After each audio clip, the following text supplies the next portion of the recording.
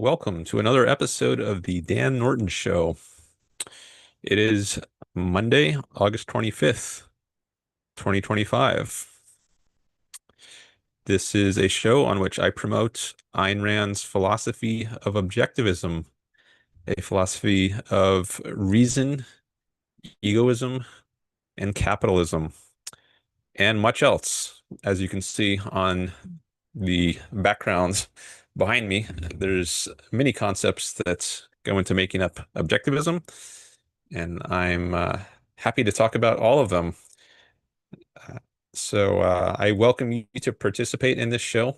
This is an interactive show. You can help guide the discussion by asking questions, making comments in the chat, and you can also call in. There is a phone number that is pinned in the chat on YouTube. You can click that Zoom link or dial that phone number, and we can have a conversation.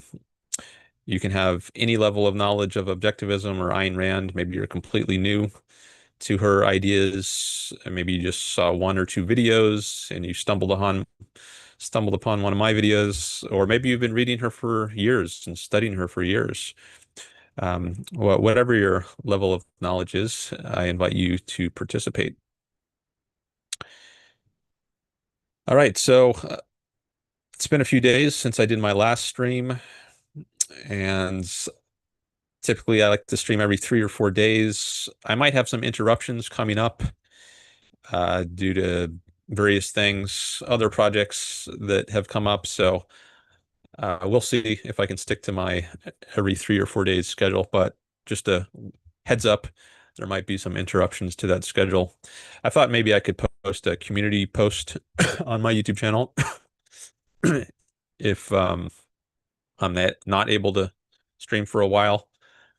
But I at least wanted to say something about that during the stream.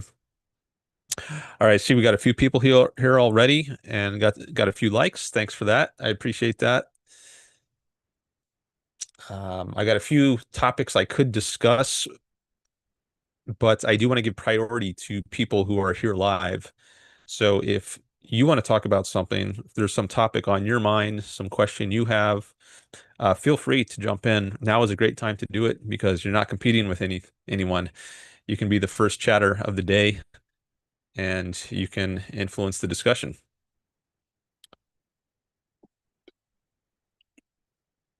But until we get some chats, I've got some other things I can talk about. I can do a reading update for you. I spend a lot of my time reading when I'm not streaming, especially I like to learn about history. I've been reading about early American history in the 1760s. That's the period I've been focused on recently.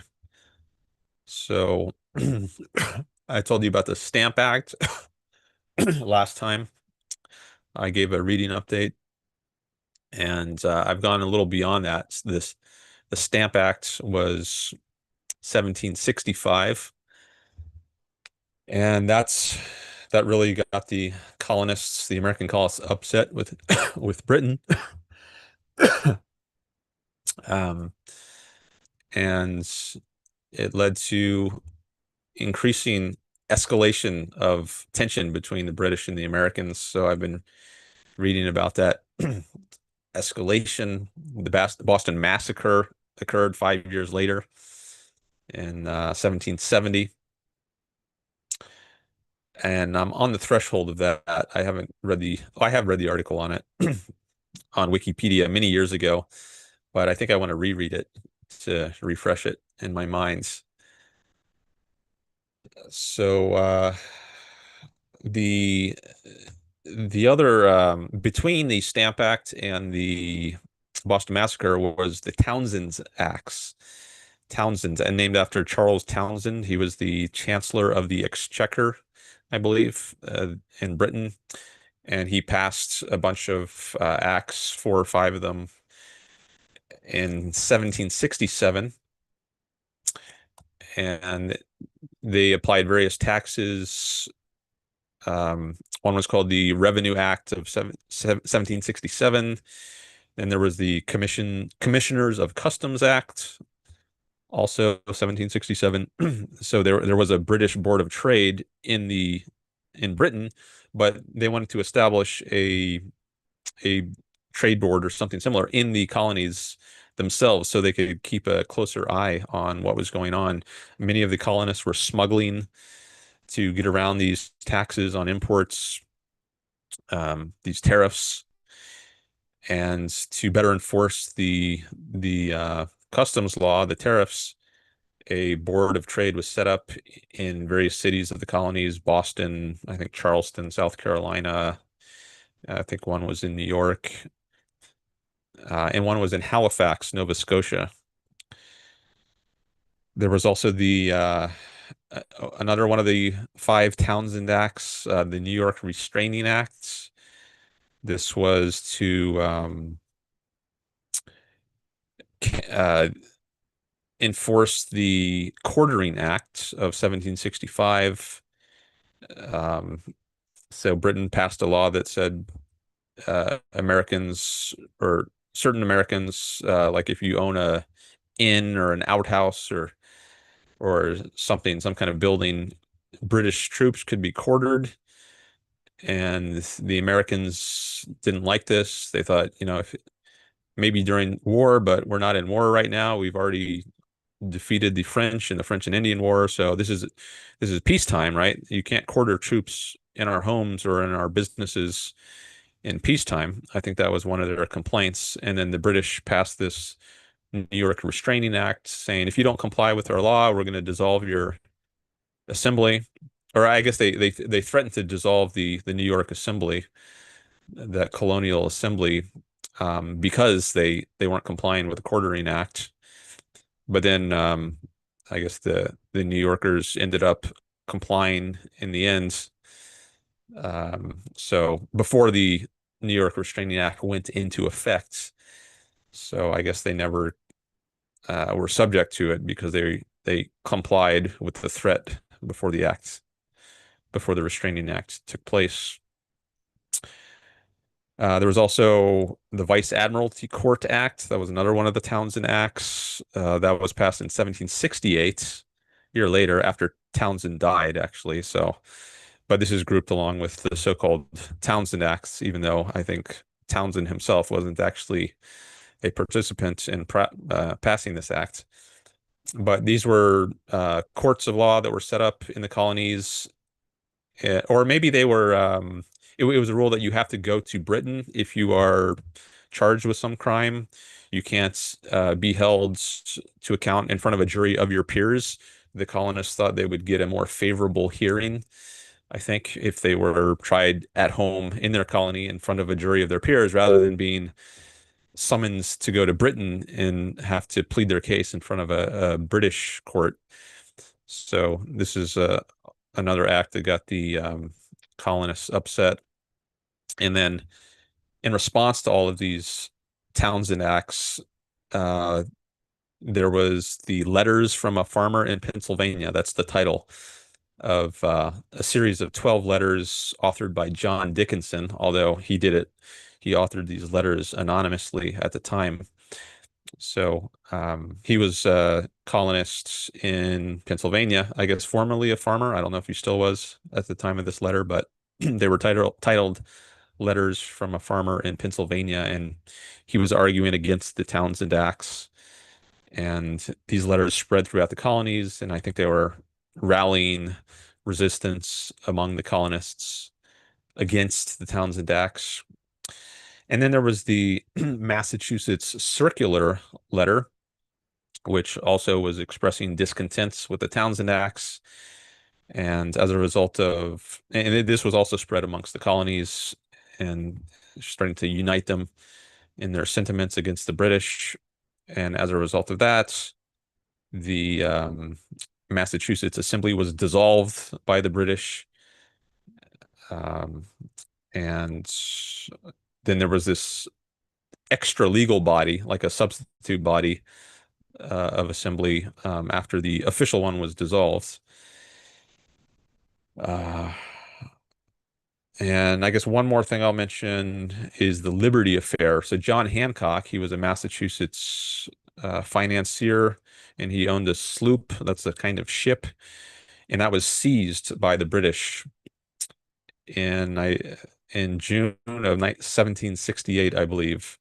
Allegedly, he was smuggling goods and to get around these Townsend's duties or taxes, and the British accused him of smuggling, but um, eventually the charges were dropped.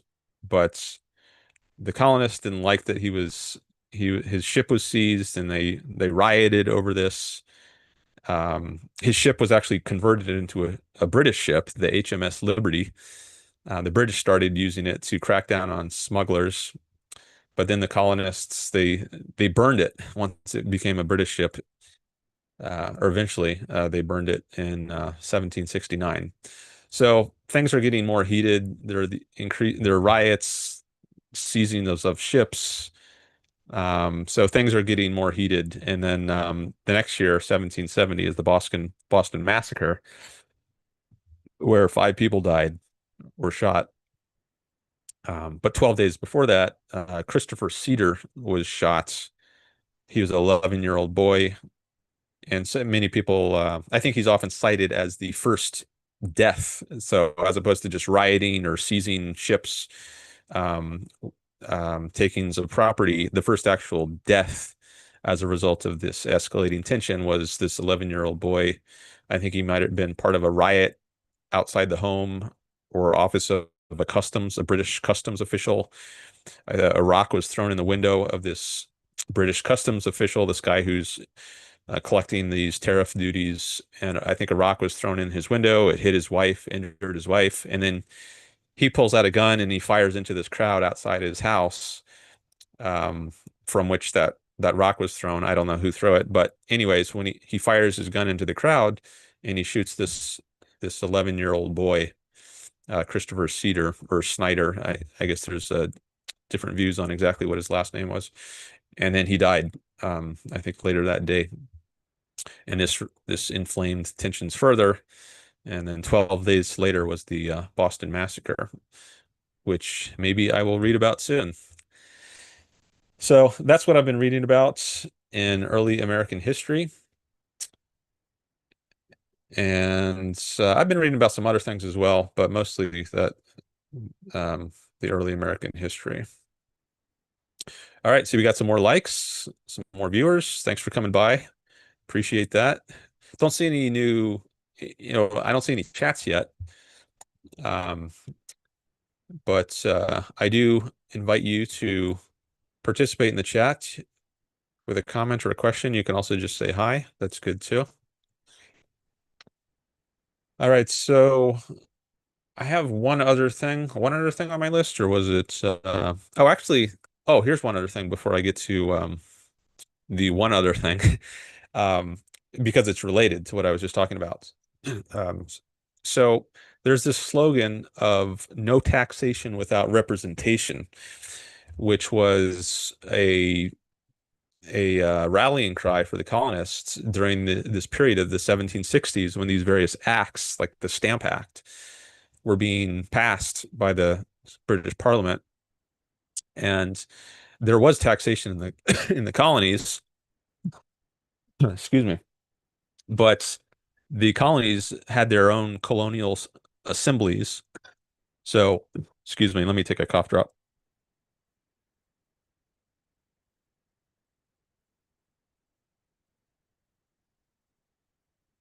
So the colonists had representation in their own colonial assemblies. So they didn't object to the taxation that their own colonial assemblies passed on them, but they did object to the taxes that were passed on them by the British Parliament, across the ocean. The colonists in America didn't have any representation in the British Parliament. So it's with respect to that they said no taxation without representation. We're okay with taxation by our own assemblies, but not by this parliament, which isn't representing us. Now, some British politicians tried to argue, well, maybe you're not represented in the sense that your own colonial assembly represents you, but you do have what's called a virtual representation. And they tried to argue, well, even some Englishmen living in England don't have representation in a way. Um, I guess I don't know why that was exactly. Maybe they lived in some borough or district which wasn't represented in Parliament. And so it was claimed that these Englishmen who lived in places of England, um, who didn't have a representative for their district, they still had virtual representation. Um, I don't know exactly how to make sense of that. And I think many people at the time thought it was a bogus kind of notion. So I don't think the colonists were buying it.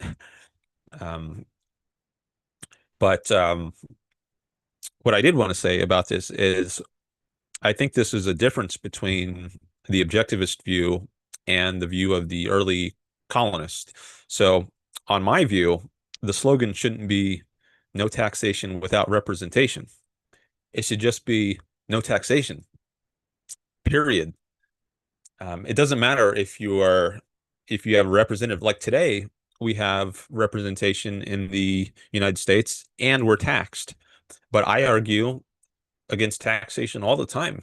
I say there shouldn't be taxes, even though we do have representation. We do have government officials who represent us, but I don't think taxes are legitimate because they involve coercion.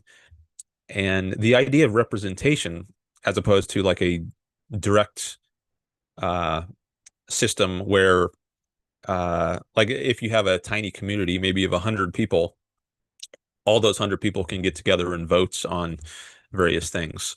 But when you have a society of, hundreds of thousands, millions, 300 million, over 300 million people like we have today in the US, it's not practical to get all those people together in one place and vote.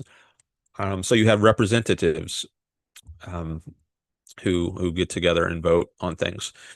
However, they're representing the interests of individuals, but it's not in the interests of any individual to coercively take money from other individuals. I mean, that's the debate one could have. But on the objectivist view, it's not in your interest to initiate force against others, for instance, by taking their property. And that would include having a middleman like the government do it for you, take someone else's property via some government program, some taxation program where you're threatened with jail if you don't contribute. You have no right as an individual to coercively take someone else's property, whether you do it yourself or have some agent do it for you. So if you have a representative of you, you can't delegate to that representative your alleged right to take other people's property. So even if you do have representation, that doesn't legitimize taxation. That's not something you can legitimately be represented on because you don't have a right as an individual to take other people's property without their consent. At least this is my latest thinking on the issue. It just struck me that I'm not sure I would want to go along with this slogan, no taxation without representation, because it concedes the idea that under certain conditions, namely when you have representation, then taxation is okay. But I don't think that's correct. And even today, when we've got representation, like there's still a problem that we have taxation. I mean, there are many other problems too, but I think that's one of them. And this is also, um, I don't think I've spoken in terms of rights much, but you can also think of this issue in terms of rights. Like you don't have any right as an individual to coercively take someone else's money.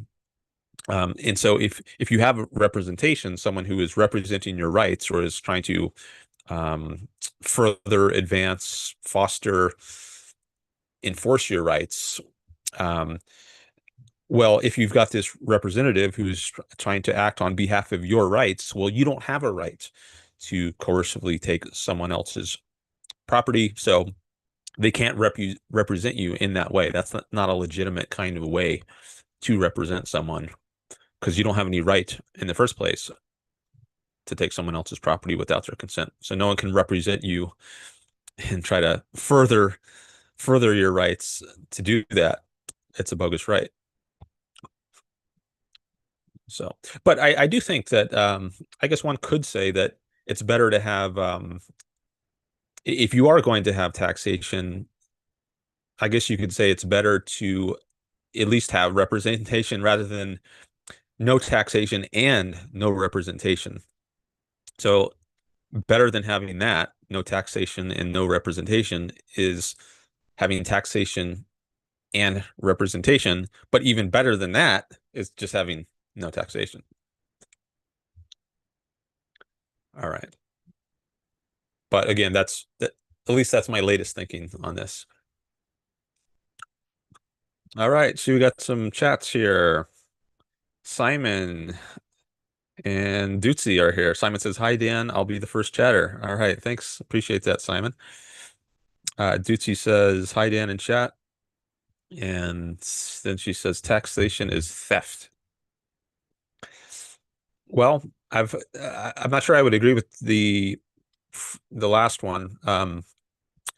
Theft, because theft is doing something against the law, whereas taxation is something that has been made legal.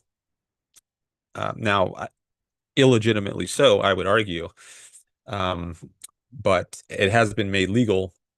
So um, you might call it legalized theft, but then you could say, well, that's a contradiction in terms, because theft is by definition illegal, or at least unjust, the unjust taking of someone's property.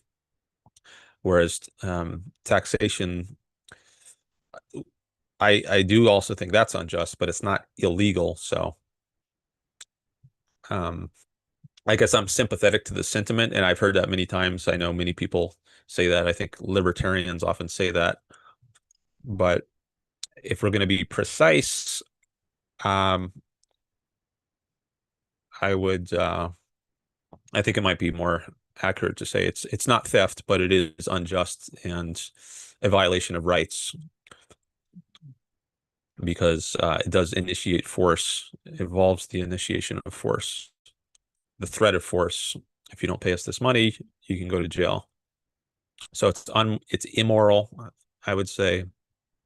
It violates rights. It's unjust, but I wouldn't say it's theft, at least technically speaking.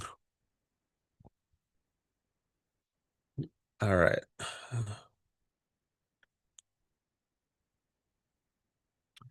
Okay, so I do have one other topic I could discuss until I get some more chats.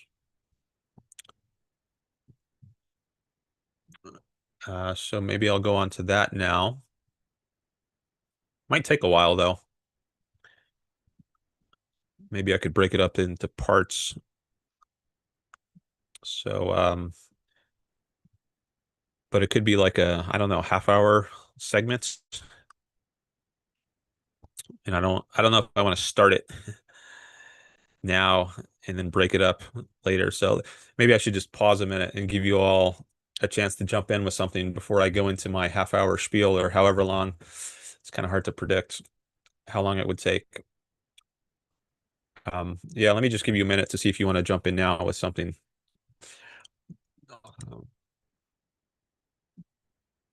So see some more likes, some more viewers have come by. Thank you. Appreciate that.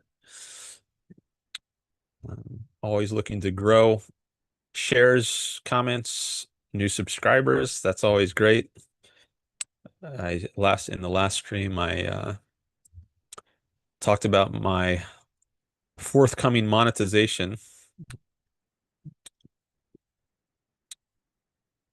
I just need more watch time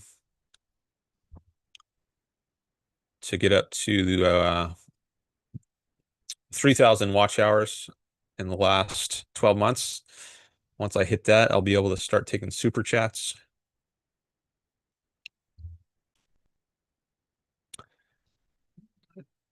And once I hit 1,000 subscribers and 4,000 hours of watch time in the last 12 months, I can start getting ad revenue on my videos.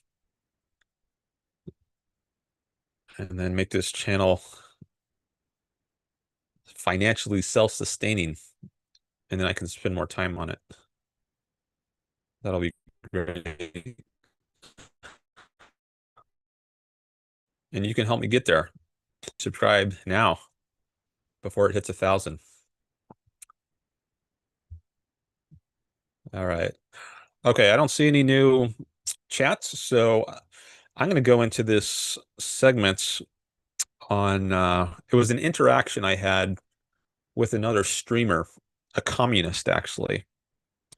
And I was in the position you're in right now, if you're in the chat. I was just in the chat, and I thought it might be a good idea to go over that interaction. So there is, let's see, how do I want to set this up? There's a streamer who goes by the name of Straighterade. Her actual name is Erin, Erin, but her streaming name is Straighterade. Actually, I'll bring up the video now. Let me go to her channel.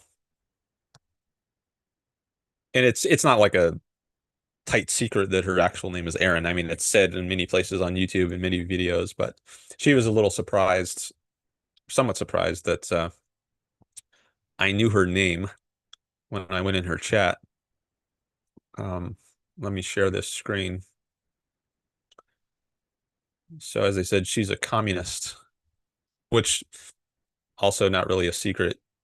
There's some clip that was going around maybe a couple of weeks ago where she says it, and she says it in my interaction with her. She says she's a communist. So, all right, let me share this.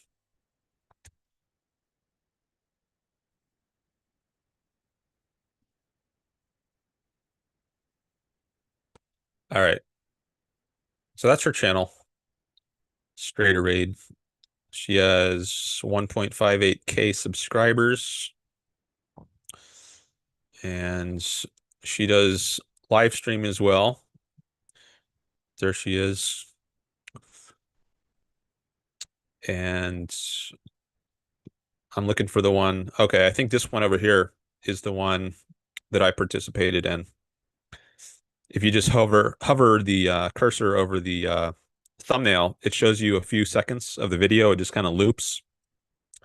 So let me open this. Actually, so she also streams on a different platform called Twitch. And I think that's her primary stream platform. So, but I found her on YouTube. And at first I was in her YouTube chat. Look how long this stream is. 8 hours and 33 minutes and 41 seconds. That might be the longest stream she's done, which happened to be the one I was part of. All these others look shorter, but she does a lot of long streams. Um, but I found her stream on YouTube, and I said a few things in the chat, but she wasn't replying to it or acknowledging it in any way. So I thought, oh, maybe she's looking at a different chat. So then I went over to Twitch, which also has its own chat. And turns out that's the one she actually engages with. So that's the one let me bring that up. I'm going to bring up well, actually, if you, before I go there, let me just open this one.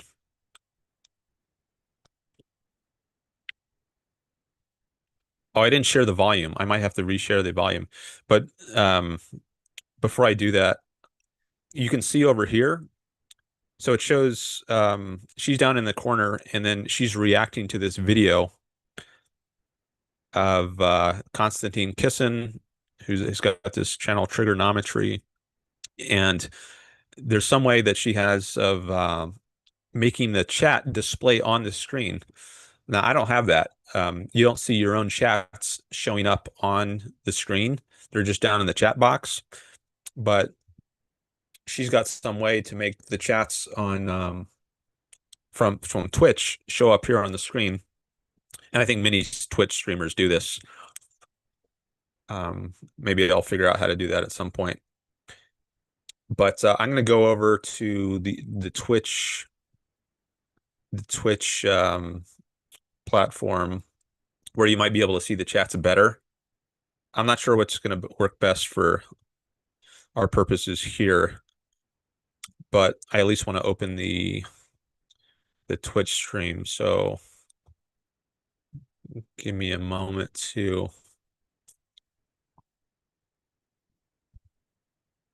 paste that.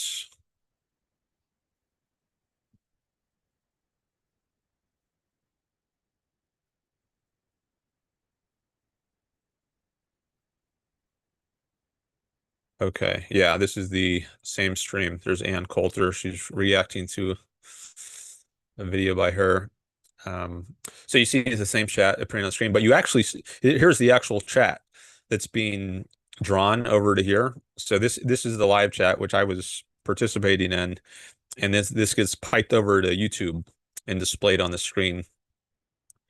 So let me just make sure this is showing up right on my phone.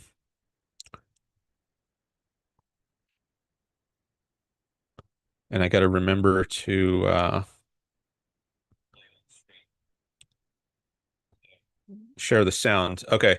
Let me just stop the share for a few seconds so I share the sound. All right.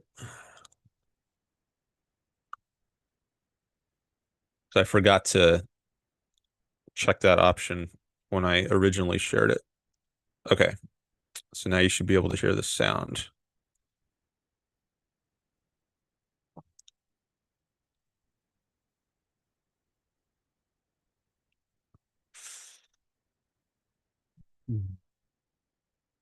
And I guess I can check that on my end just to confirm.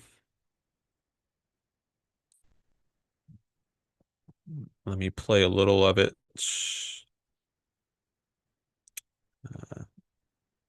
Guess I'll play, actually, let me play a little of this.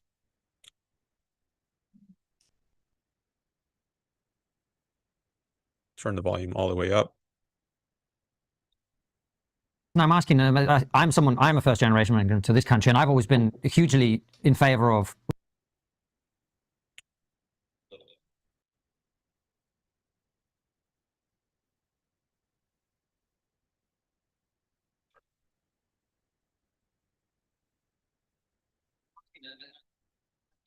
Okay. That's working. Okay, so let me go back to my notes, see make sure there's some other things I might want to say to set this up. Okay, so what is she talking about in this video? Or at least this part of the video. She is talking about Ann Coulter being racist, as evidenced by her.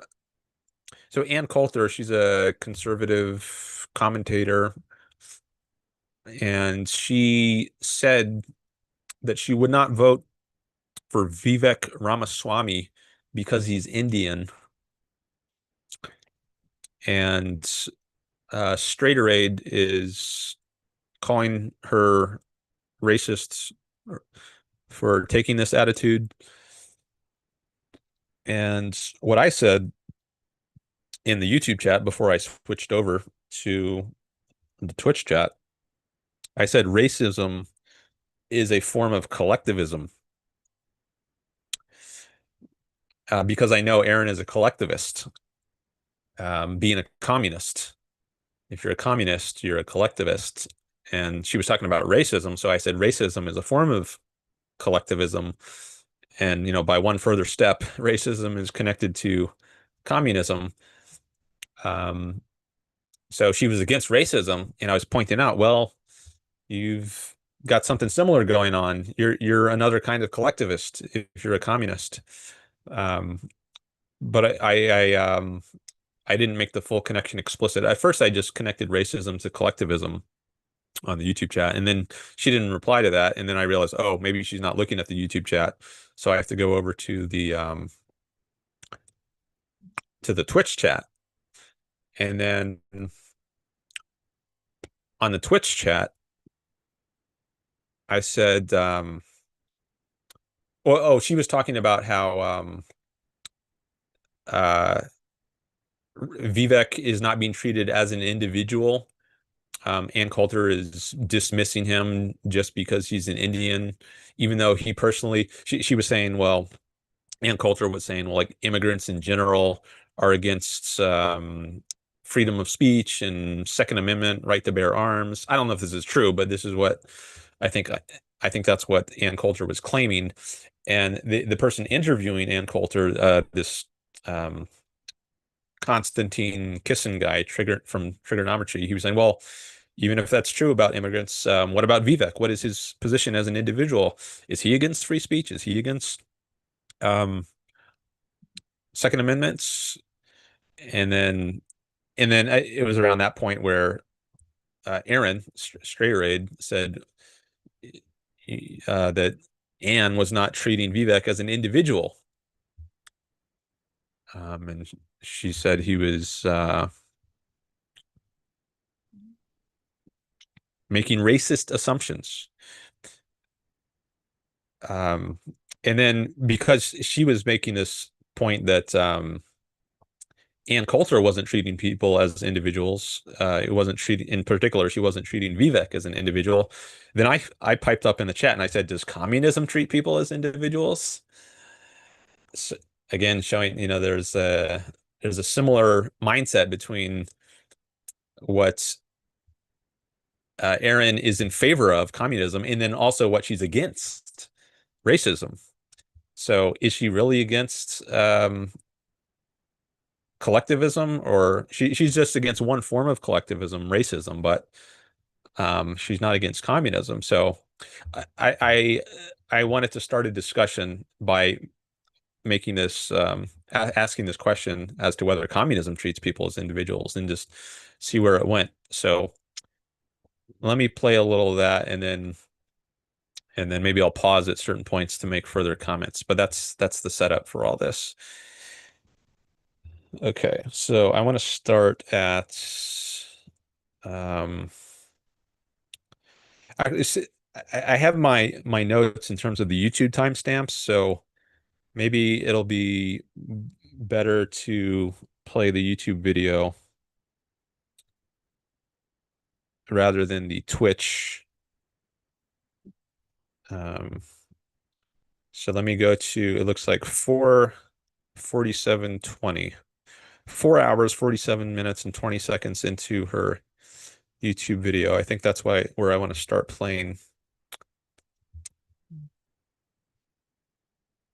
It looks like 4:47:20. Okay, so let me cue that up.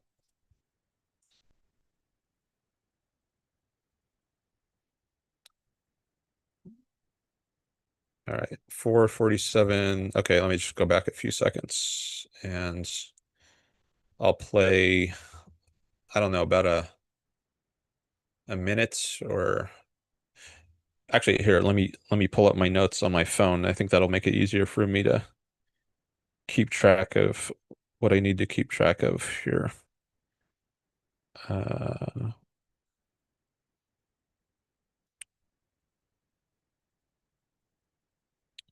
Okay, yeah, I think I'll play about 30 seconds, 25, 30 seconds, and then skip ahead to another part. Okay, here we go.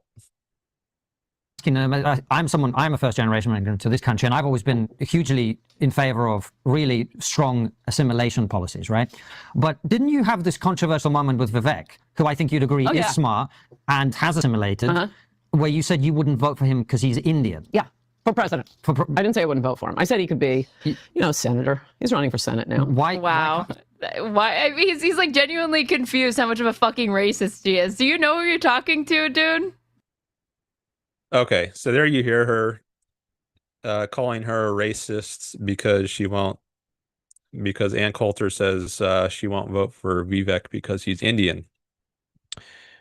And I think it's about that point where I say in the Twitch chat, actually, maybe you can you're gonna I think you'll see it appear over here at some point. You'll see my chat where I say, does communism? Oh, actually, yeah. Let me put a little more um, before I make my chat about communism. Yeah, let me fast forward a few minutes to that point. Let's see, 4:52:22. That's close enough. Okay. I'm just trying to weed out all the parts of the conversation that is not relevant. So sometimes I'm gonna have to skip forward a few minutes while she talks about other things. But okay. So here's where she talks about treating people as individuals. But I'll keep looking into it while we watch. Does Vivek support free speech and gun rights? Constantine just asked, does Vivek support free speech and gun rights? You can see here in the closed caption here, they have it doesn't get it perfectly. But just before this, Ann Coulter had been making the point that immigrants in general don't support these things, I guess, which she's in favor of. I don't know if that's true, but that was the claim. And then Constantine, the interviewer, saying, well, okay, but does Vivek, as an individual, does he at least support free speech and gun rights? Like, even if it's true that the immigrants don't support these things, as long as Vivek does, isn't he still worth supporting? Even though doesn't matter if he's an Indian, right? It's the individual's views that matter. Okay, so that's let me just play it again. I'll Okay, keep looking here we into it go. while we watch. Does Vivek support free speech and gun rights? The point is still the same, and that is I was about to say, she's not going to treat these people like a fucking individual. So even if Vivek Ramaswamy himself is very, very pro free speech or very, very pro 2A, that doesn't matter because she is generalizing. She is making racist assumptions. It does not matter. Okay, so she says Ann Coulter is not treating Vivek as an individual. She's making racist assumptions. And I think this is the point where I make my chat, which I guess should appear on screen there soon. Maybe I should try to expand this, make it a little easier to see, a little bigger. I'm going to keep an eye out for my chats, which looks like it comes at 4:53:46. Yeah, let me fast forward a little bit.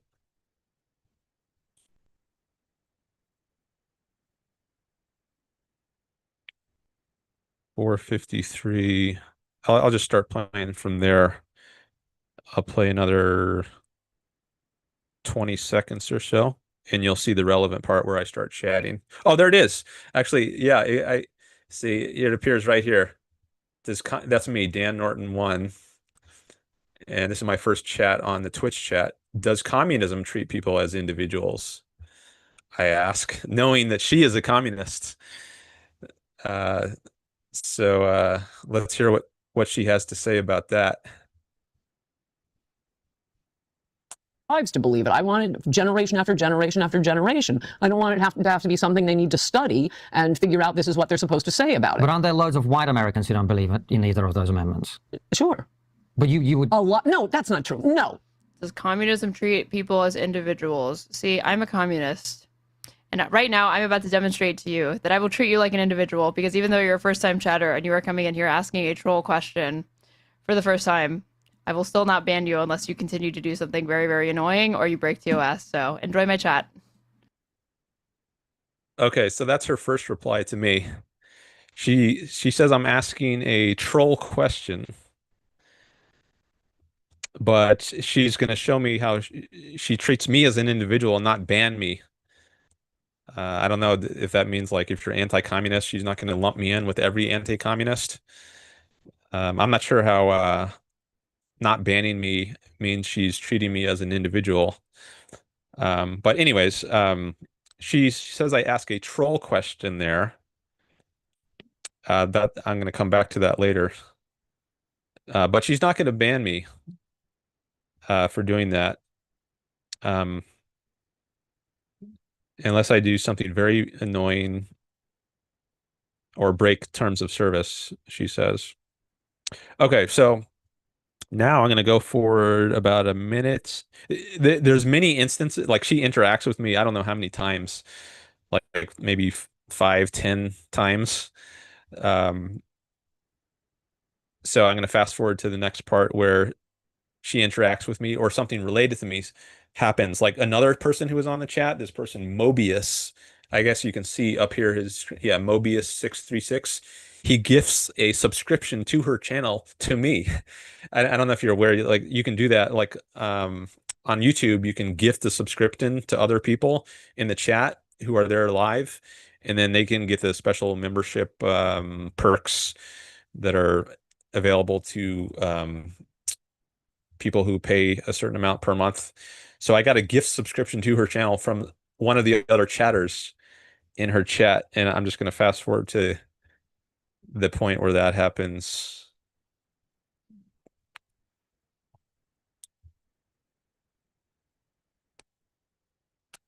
There are Muslim Israelis. Right, and they serve in the Supreme There's Court the and they gift. can be elected As president. Mobius 636, thank you so much for the gifted sub to Dan Norton 1, who is curious about communism in my chat and does not understand why it's a troll question. So she again says that I asked a troll question. And I'm going to come back to that, the troll issue. That's the next thing. I come back to in the next segment. I'm going to play. Let me just scroll forward to that. Scrub forward, is that the term? Scrub? 456. Okay. So here I want to know why she says it's a troll question. Oh, let me you can see it in the chat if I back up a little. Yeah, right there. I ask, why is that a troll question? And then she's going to reply to that. Just going to be a one-term flash in the pan built around the cult of Trump. Can someone explain why it's a troll question if Erin won't? Isn't it cute how Dan Norton is pretending like, oh, I'm a first-time chatter. I've never asked any other question in this chat. Why do you know my name? I haven't said my name. Okay. So she reads my question, and this time I include her name in my question. Not knowing it's some kind of secret. Like I didn't know, like, am I supposed to address her as Straighterade rather than Erin? I guess that's what she expects, but I don't know that's the convention on her channel. I guess I know now. But anyways, I say, can someone explain why it's a troll question if Erin won't? Yeah, that's right here. And then she replies, isn't it cute how Dan Norton is pretending like, oh, I'm a first-time chatter. I've never asked any other question in this chat. Um, why do you know my name? I haven't said my name. Now, why is that relevant to it being a troll question? Is it a troll question because I address her by her name? Why does that make it a troll question? I guess if you know that the convention is call her Straighterade and then you deliberately violate it, maybe that could be construed as a way of trolling, like if she doesn't like to be called by her actual name. But how am I supposed to know that? You know, I could just be some random person stumbling on her channel, which I basically was. I've never chatted with her before. So is everyone in the universe supposed to know that if you go to her Twitch channel, you're supposed to address her as Straighterade rather than Erin? So this is very flimsy, weak evidence that this is a troll question. I just don't think it's relevant.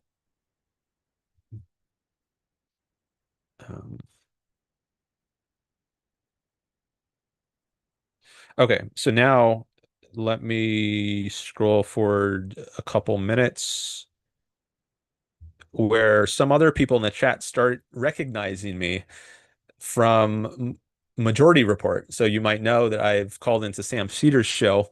He's a leftist political commentator. I've called his show many times, and that's one of the largest platforms I've been in. And there's a lot of overlap between the audiences of people who are on the left, apparently including Erin, the communist's audience, because some people in her chat here recognize me and they say, "Oh, are you the guy from the Majority Report?" Or the famous libertarian caller, even though I don't call myself a libertarian. That's how they call me often. Is this the so let me go to that part where people start recognizing me from the Majority Report. 4:59:07.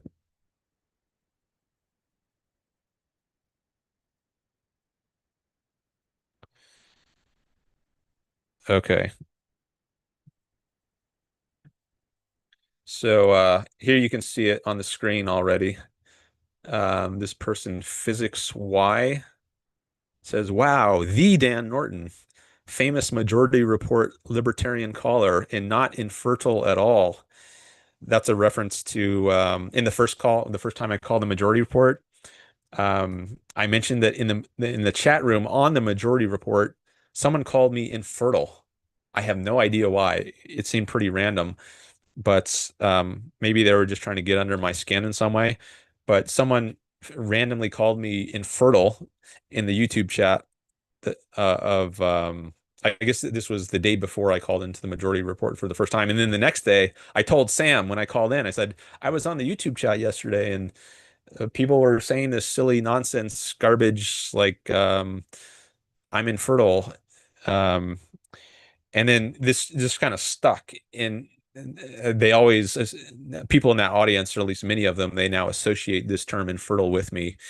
Um, and I guess it's stuck in this person's head. And it's become this running joke. So that's why there's that at the end. All right, so let me just play about 20 seconds for this segment.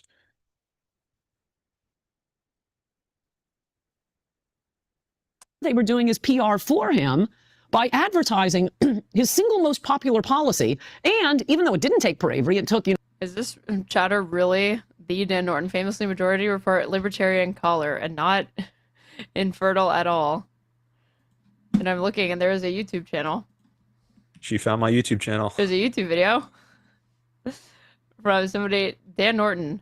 My calls to the Majority Report with Sam Cedar.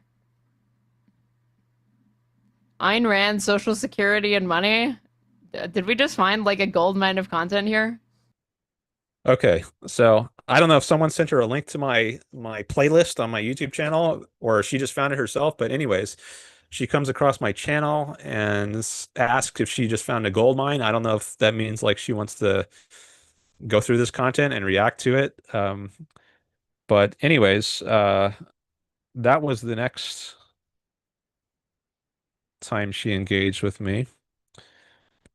And then people start asking her to debate me now. Or at least they ask her to debate me, but she says she doesn't want to do it right now. Maybe later. So let me go to that segment. Let me just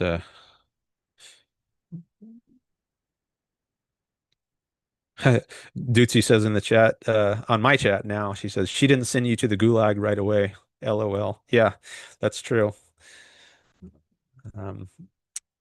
Did not get an immediate block.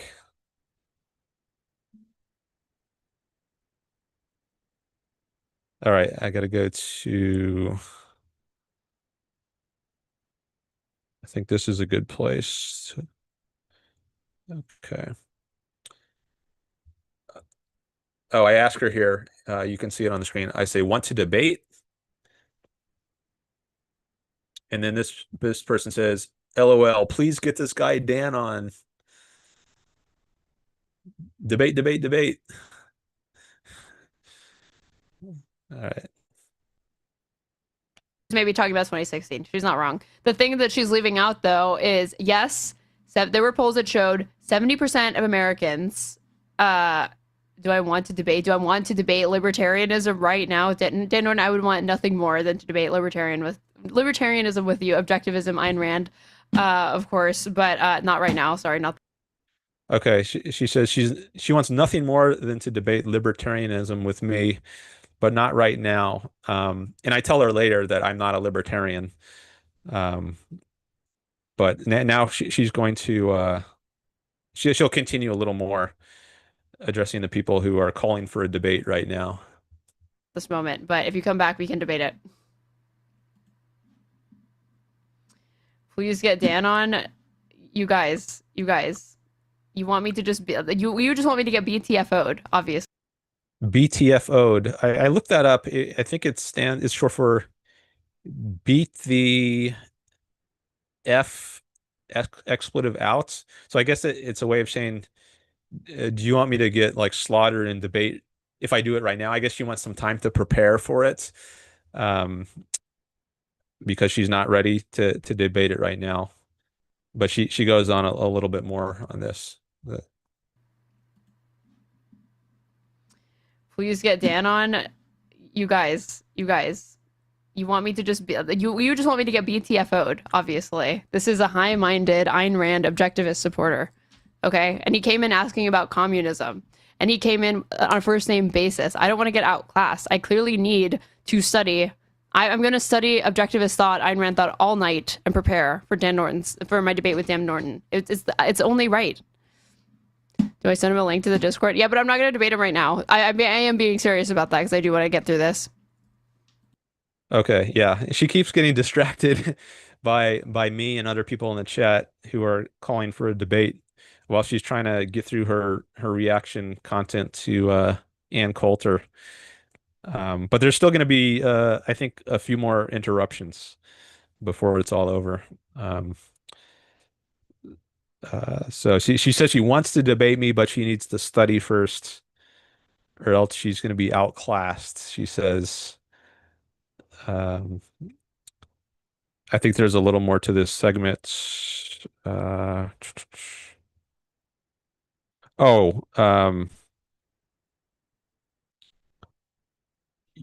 let me just play a few more seconds. Even the Republicans like Rubio, who pushed an amnesty and was, the most beloved. Debate him on Ann, but he wants to debate on communism. Mobius. Okay, yeah, so you see here on screen, someone asked to debate him on Ann Coulter, but she says he wants to debate on communism. I didn't specifically want to have a debate on communism. I just wanted to have a debate. Communism happened to be the topic I started with, but it didn't have to be the main subject of the debate. We could have talked about individualism versus collectivism, or egoism versus altruism, something like that. But anyways, I guess this person is trying to, as a way of having me debate now, this person suggests, okay, we'll debate him on the topic that you're discussing now. Then it'll be relevant, and it'll make sense to do it now rather than waiting until later. And this person asks, are you running from him? I guess implying that she might be scared to debate because she's not doing it right now, which is not necessarily the case, but I guess that's the implication of the question. This is her moderator, Oscar the Sheep, Twitch VER, and he's asking her if he should send me a link to her Discord. He actually did. So Discord is another platform where you can interact with people, and I guess she takes calls through Discord, and later she'll say that's how I should get in touch with her.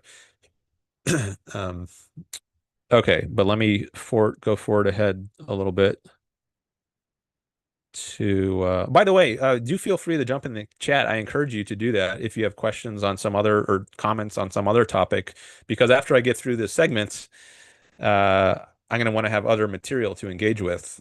So I definitely encourage you to put anything in the chat that you want me to talk about later. Okay, so let me forward a little. ahead. Oh, actually, that's just a few more seconds ahead. Yeah, this is where she says she's not scared to debate me. She just wants to get through her segment on Ann Coulter. So let me just play that little bit. Though. Republican over at Fox News, where they love amnesty. Every Republican, when Trump ran in 2016, every Republican supported amnesty. I'm not actually scared of debating this person, Oscar. I just want to finish this. At the Okay. She's addressing Oscar there. She's who says, Erin, Ayn Rand has nothing that you won't be able to destroy. I guess maybe he thinks she was scared, and that's why she doesn't want to debate. And he's reassuring here, like, no, you have nothing to worry about. She says nothing you can't destroy. And then she says she's not scared. She just wants to get through her segment.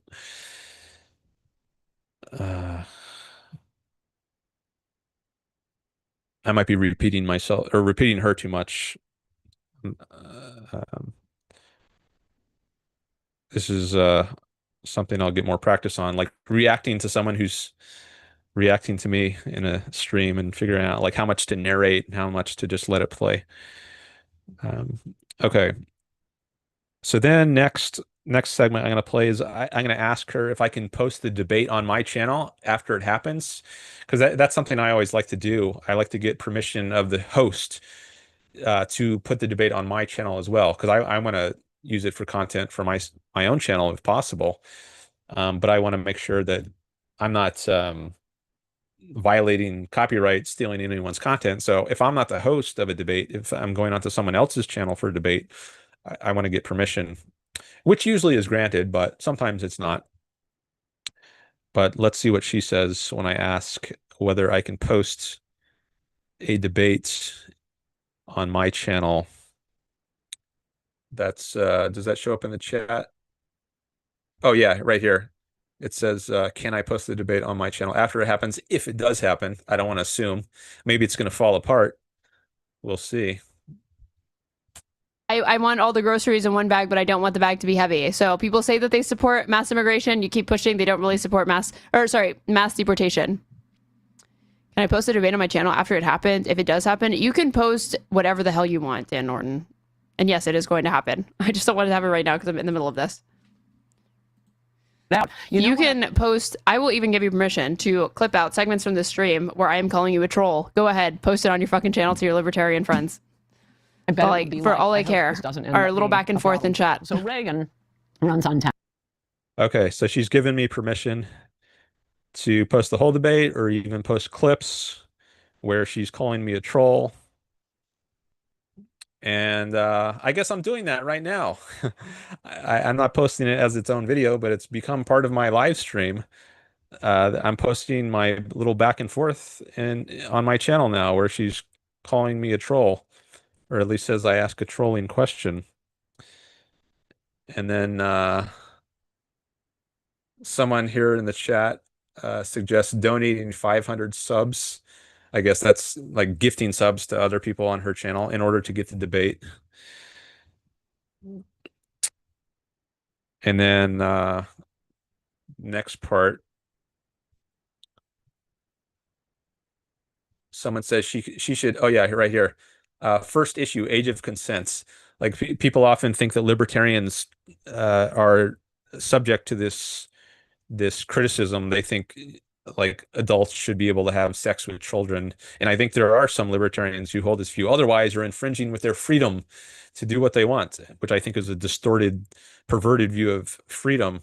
But I'm not a libertarian, so and I'm certainly not like, even if I were a libertarian, I think there might be some who don't accept that, there's no such thing as an age of consent. So, but anyways, this doesn't apply to me. But in some of these people's minds, I guess they think it does, because they raise this sort of objection. So I think the next thing I say is, or at least soon I say that I'm not a libertarian, to distance myself from some of these sorts of objections. So let me play that part.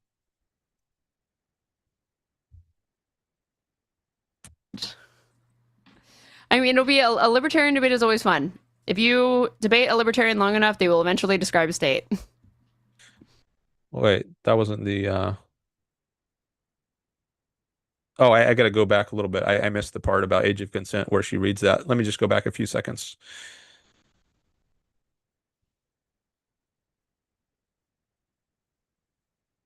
I think that's probably further back than I need to go to, but let me try that. 8%. So he runs on cutting taxes, and unlike Trump's first term, he kept his promises. First issue, age of consent. I mean, it'll be a libertarian debate is always fun. If you debate a libertarian long enough, they will eventually describe a state. Yeah, so she thinks I'm anti-state. If you debate a libertarian long enough, they will eventually describe a state.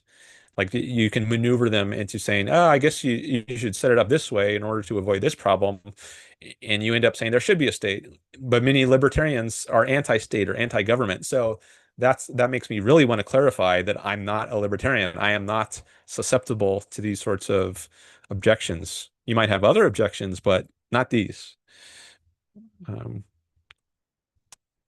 Taxes. Now, since then, my idiot Republican Party, when I eventually do debate you, Dan Norton, we can set a timer for how long it takes for a state to pretty much be created in our debate. Yeah, that's where she just reiterates that I am going to be in favor of a state, which I am, but a limited state, right? Not her kind of communist states. Not an all-powerful state. That would be statism. I'm against statism, not simply that there being a state. Okay, and then, oh yeah, here's where I say in the chat, you can see on screen, I'm not a libertarian. I'm not anti-state. I just think the state should be limited in its function. Keeps running on cutting taxes, but the only difference— I'm not a libertarian. I'm not anti-state. I just think the state should be limited in its function. Are you what, like a minarchist? Sorry, I'm getting the terminology wrong. Okay, so yes, now she's not sure what to call me. She wonders if she should call me a minarchist. I actually don't use that term because it suggests, like, if you envision a spectrum, a political spectrum, that I'm close to the anarchists. On the very extreme end, when you have no government at all, that's anarchy. And then minarchy is just a little bit of government. Whereas on the other end of the spectrum would be like totalitarian governments, right? But I don't think I'm very close to anarchy on a spectrum. I think anarchy is radically different from the sort of society I envision. So that's a reason that I don't think minarchism is a good term for the view of limited government, which I support, which Ayn Rand supports, because it has this implication that you want some system which is similar, just a little bit different from anarchism. Whereas I think there's a radical difference. I think Greg Salmieri he's an objectivist philosopher. He has a very good talk, which addresses this issue of how to visualize different political ideologies on a spectrum and whether it should be like 3D spectrum or maybe 2D rather than just 1D. Maybe I'll put a link in the chat or the description later to this talk. But I think it's very clarifying. But as for what to call it, if you don't call it libertarianism or minarchism, I mean, capitalism, you could call it that, but I think that term is often misunderstood. I don't know that there's a better term available now. Like you might say libertarianism, were it not for the fact that people have already co-opted that term and used it for something which is quite different. You can make up some neologism, some new term like freedomism, but there might be drawbacks to that. No one's going to have any idea what you're talking about. I mean, they can speculate, but so many people say, yeah, I'm for freedom, but what do they actually mean by freedom? Like, do they mean positive freedom, so-called, like the freedom to take a vacation whenever you want? The freedom to have health care, the freedom not to starve. Like, I think there's a lot of distortions of what genuine freedom actually involves. So I don't think just calling it freedomism is a necessarily a good term to use. I mean, there's only so much you can capture in a term, but maybe capitalism is the best to use right now, given the way people understand it, even with all their misunderstandings. Maybe it's still the best option or the least bad option. I've discussed this issue of, what is the best term, I think, on stream before. But anyways, there's only so much you can convey in a single word. You really have to have a discussion with someone to know what they mean by a term, a longer than just one word exchange to understand someone's view. Okay, so then a few seconds forward, there's another little segment. I think I'll start it there. So now I say what she can call me instead. I say I'm not a oh no, I already read that one. At a certain point, I use the term objectivist and say you can call me that. I think that's in this next segment. And also we start debating substantive issues a little bit, which I think you'll hear in this next segment.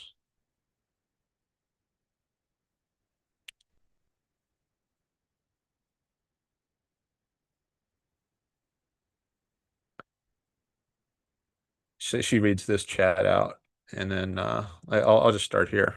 Yeah, fair. Yeah, but I just see the Dems as being so ideologically compromised. Like they know what they need to do. Sounds like libertarians are trying to rebrand their messaging after getting stomped for decades. Surely not. And here's where I say what she can call me instead. Okay, but Libertarians are trying to rebrand their messaging after getting stomped for decades. Surely not. Objectivist, period. I think the only proper functions of the government are police, military, and courts. Of course, they should all be controlled by plutocrats and wealth concentration, because that is inevitably what will happen if that is the world that we lived in. okay, so I say what I think the government should have: police, military, and courts, and then she says what she thinks will happen. There will be these wealth concentrations. That's inevitable. I guess if you then these wealthy people can control the government with their money, and then that leads to a discussion. I counter that saying, like, economic power that isn't the same as political power. That's going to come up soon.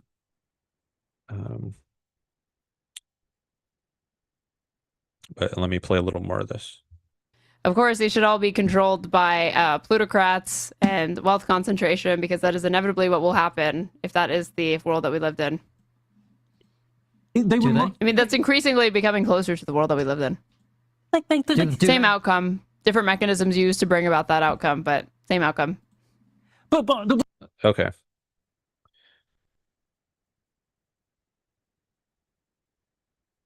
Okay.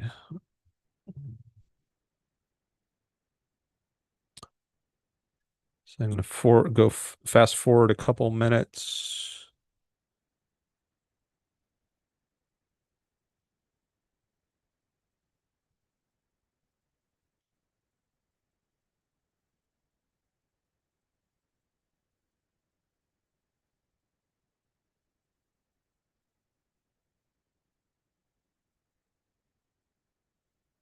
Okay, here's my next chat on the screen. It's immoral for the government to coerce people. Let's see what she says to that.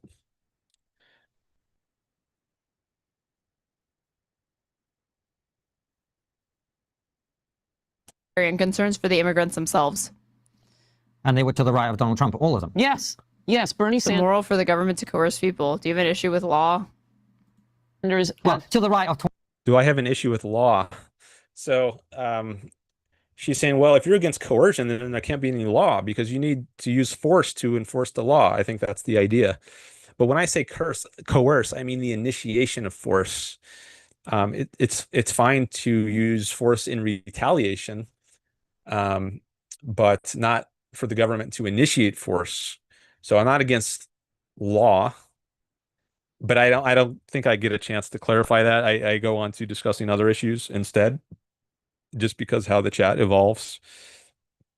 But that's what I would say if I had more time in a debate to address that. Immigrants themselves. And they were to the right of Donald Trump, all of them. Yes. Yes. Bernie It's immoral for the government to coerce people. Do you have an issue with law? Sanders. Well, to the right of 2016 Trump. Right. And Bernie Sanders, when he ran in 2016, totally. He said it drives down American workers' wages. which it does. Which it does. And then he flipped. Yeah. Because he went back It's to the notice it's immoral for the government to coerce people, but private actors with lots and lots of capital and money, completely fine for them to coerce people into whatever the fuck they want. No, private actors cannot coerce people. They can make people offers. They can use money to try to persuade people, but that is not coercion. They're not initiating force. You can walk away from people who make you financial offers. I often tell people who make this kind of point, okay, if you think wealth enables you to coerce people, okay, try to coerce me. Try to bribe me. So Erin here, if you want to make me a communist, bribe me. Give me $10,000 to start promoting communism. See if it works. See if you can make me do it just by making me an offer. I think I say something about that in the chat next.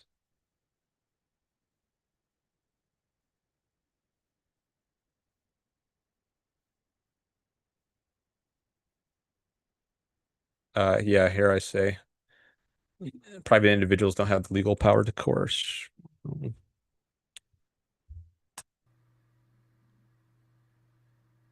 I think your mom is also born in the Bronx as well. There's no reason to think that fucking AOC is an immigrant. like a baby in front of George Floyd's gold casket. Yeah, I remember. Yeah. Private individuals don't have the legal power to coerce. No, they don't have the legal power. They just have all of the money in the world and capital. Billionaires, I mean. Just an absolute soy boy pussy on You just this. can't acknowledge that because your entire system would fall apart. Well, guess what? They just had the Democratic primary, and he lost. Really? There's to a more small- types of coercion in this world than just legal coercion. There is money. It's not coercion. As I just explained, if you think money is coercion, offer me some money and see if you can coerce me to start promoting communism just by giving me money.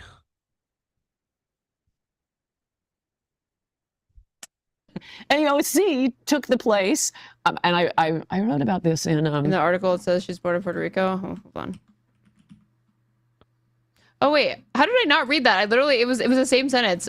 Her mother was born in Puerto Rico. That is America. Okay. Economic power is not political power. God, we're gonna have fun when I fucking debate you. If you debate me, not sure that's going to happen. We'll see.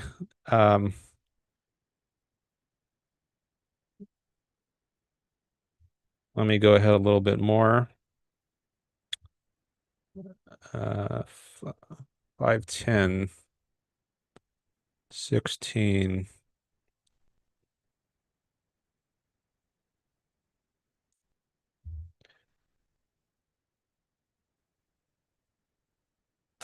we'll bring in all these third worlders, and they'll vote for us. See my chat there?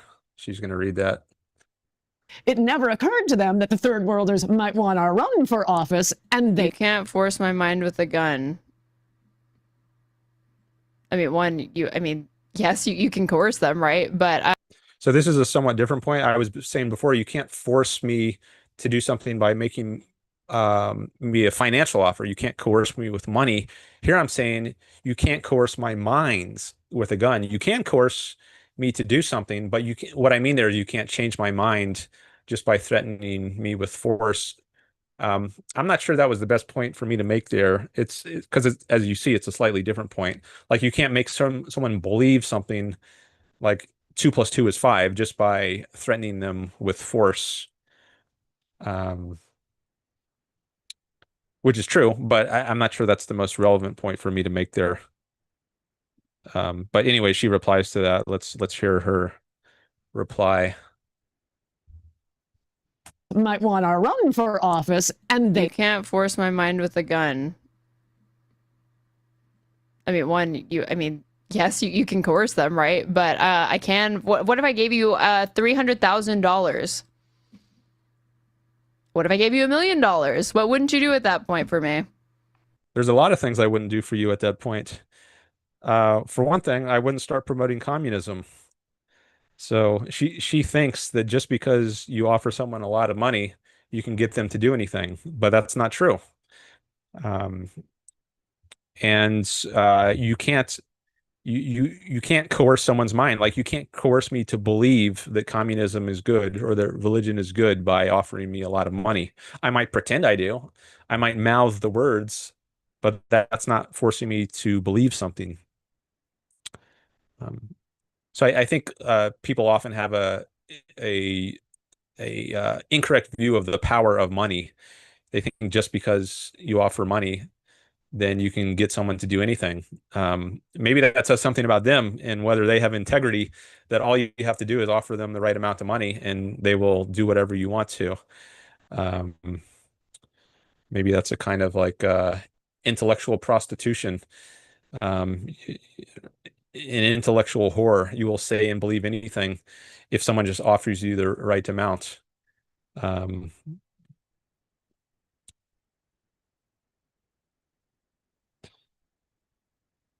all right. Let me go ahead to actually let me take a quick look at the chat, see if there's any new messages coming in. Oh, RW is here. Hello, Greg Lewis is here. Okay, good. We got some more chats. I'll read through these after I finish this segment. I think we're coming up to the end, but let me just go through this a little more of this. Okay, so I want to fast forward. Oh, like I got to go ahead like 10 minutes now to the next part where she addresses me. Okay.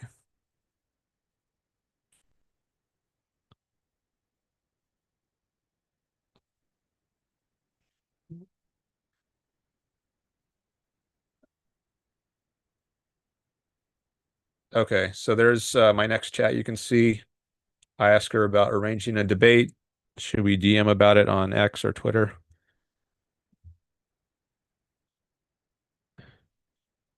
And then I think we're going to come back to the troll issue in this segment. Remember, she called at the very beginning, she said I was asking a troll question. And that's going to come back into the discussion, that issue. Okay, here we go. Scored at Straighterade. Gonna take it. You got to cut off the boat. But we're not having a conversation. Oh, wait, I didn't loved go back that, far but I enough. loved him acting like he's just talking like Starmer's How/when should we arrange a debate? DM on X. Do not DM me on X. You can message me on Discord at Straighterade. gonna take it. You got to cut off the boat. Okay, so she says message her. Oh, yeah, send her a message on Discord to arrange the debate. But let's see what she says. She's going to add something to that. He's just talking like Starmer's How/when should we arrange a debate? DM on X. Do not DM me on X. You can message me on Discord at Straighterade. gonna take it. You got to cut off the boat.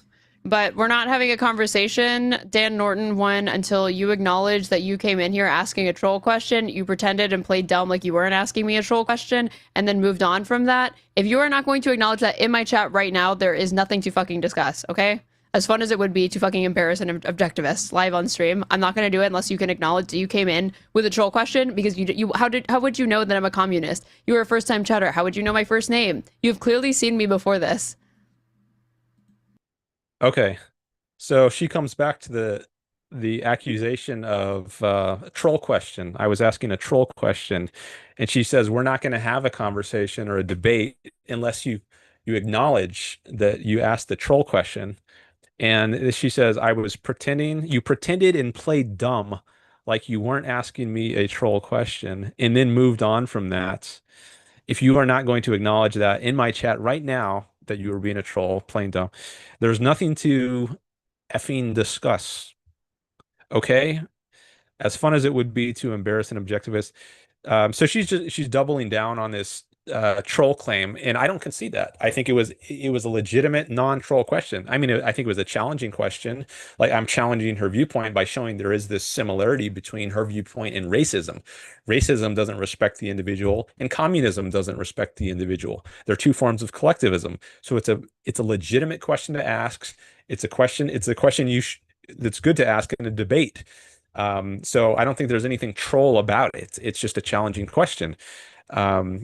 So I think it's a smear for her to say I'm acting like a troll there, or pretending, plain dumb, like I don't know why it's a troll question. She doesn't recognize that it's an honest, sincere, legitimate kind of objection for someone to raise. I mean, that's what it is in my mind. So I'm not going to concede that point. I'm not conceding the troll thing. We'll see if she does. Um,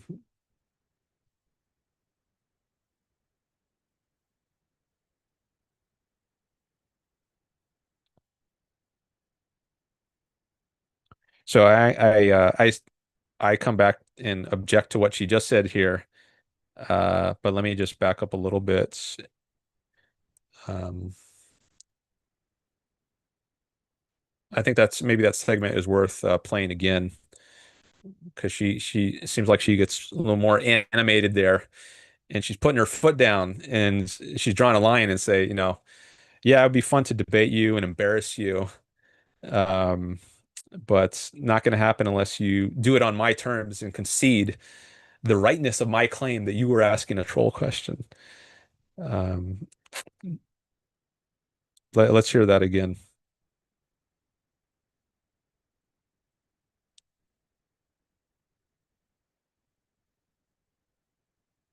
The boat.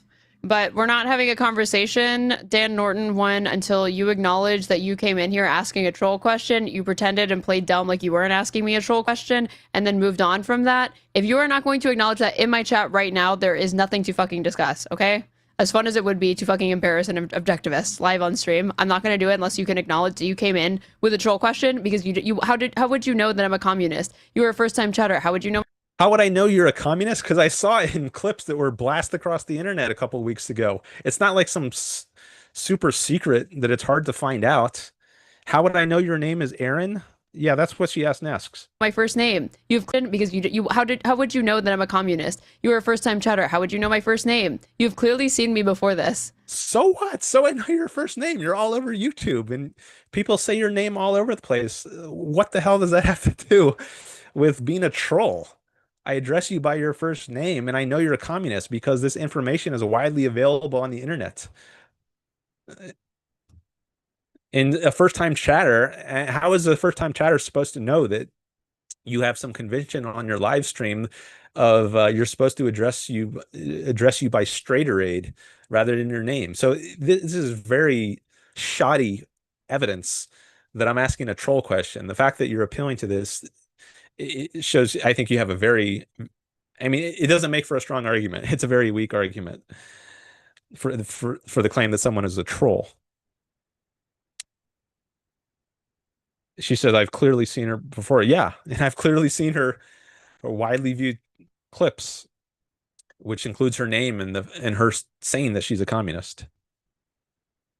Okay, and she's gonna get to my response soon. She changed the viewer to a full view, so now the chat's over here, and yeah, I guess my next chat's gonna be my longest, and that's gonna show up soon here on the screen, I guess. I think she's about to take a break on her stream. That's why she cut the screen share of the video she had, and now she takes up the full screen. On stream, I'm not going to do it unless you can acknowledge that you came in with a troll question, because how would you know that I'm a communist? You were a first-time chatter. How would you know my first name? You've clearly seen me before this. Yep. You send him home in the Safety Act, cut taxes, as if he's just, putting his arm around him, giving him some. Oh, actually, I have to fast forward a few minutes to get to the place where I respond.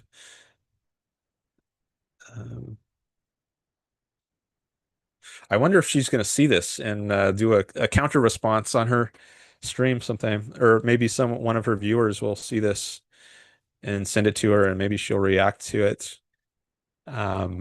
Maybe I should put her name in the title to make it more likely that someone in her community comes across this, or at least people who are interested in her content will more likely see this video. All right. I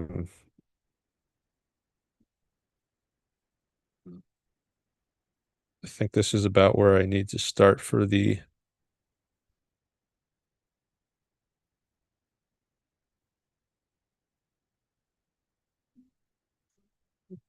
next. Where's my next comment? It should appear. I'm looking for it in the chat on the screen. Oh no, I guess it was before that.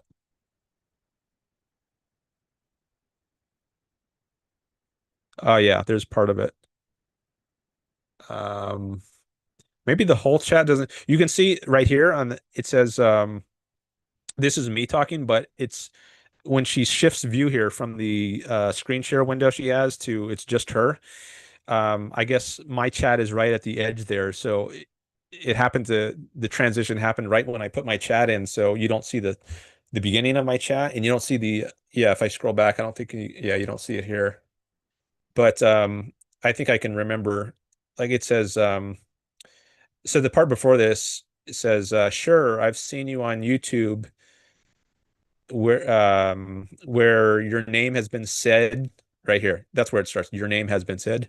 I've seen you many times on YouTube where your name has been said. So I'm explaining this is how I know your name. And I saw a clip where you said you are a communist, because she said, how do you know I'm a communist? I don't think this should be some big mystery. But I answered her questions as to how I know her name and how I know she's a communist.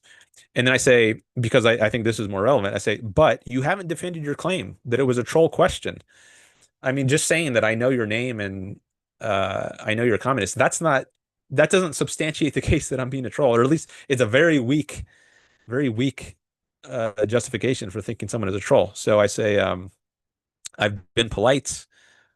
Are you not open to polite, challenging questions? Not open to civil debates? So how does she take that? We'll see how she responds to that.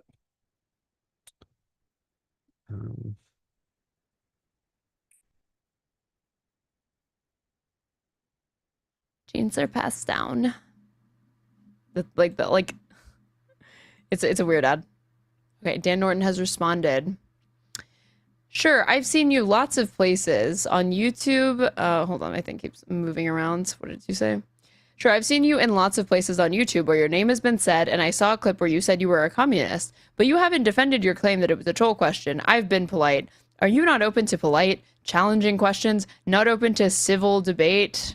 I'm not sea lioning, BTW. Yeah, okay, dude.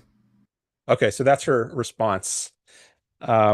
She calls me a sea lion. So maybe you haven't heard this term before. So this is a term for someone who is asking disingenuous questions. They're like they pretend they're not acting like a troll and just trying to get under someone's skin and be an annoying gadfly for the sake of getting someone upset. They just pretend, oh, I'm just being polite and civil here. And they're really not. They have some other nefarious agenda. They're trying to troll, which I wasn't. I was asking a genuine question. I was trying to get a debate started.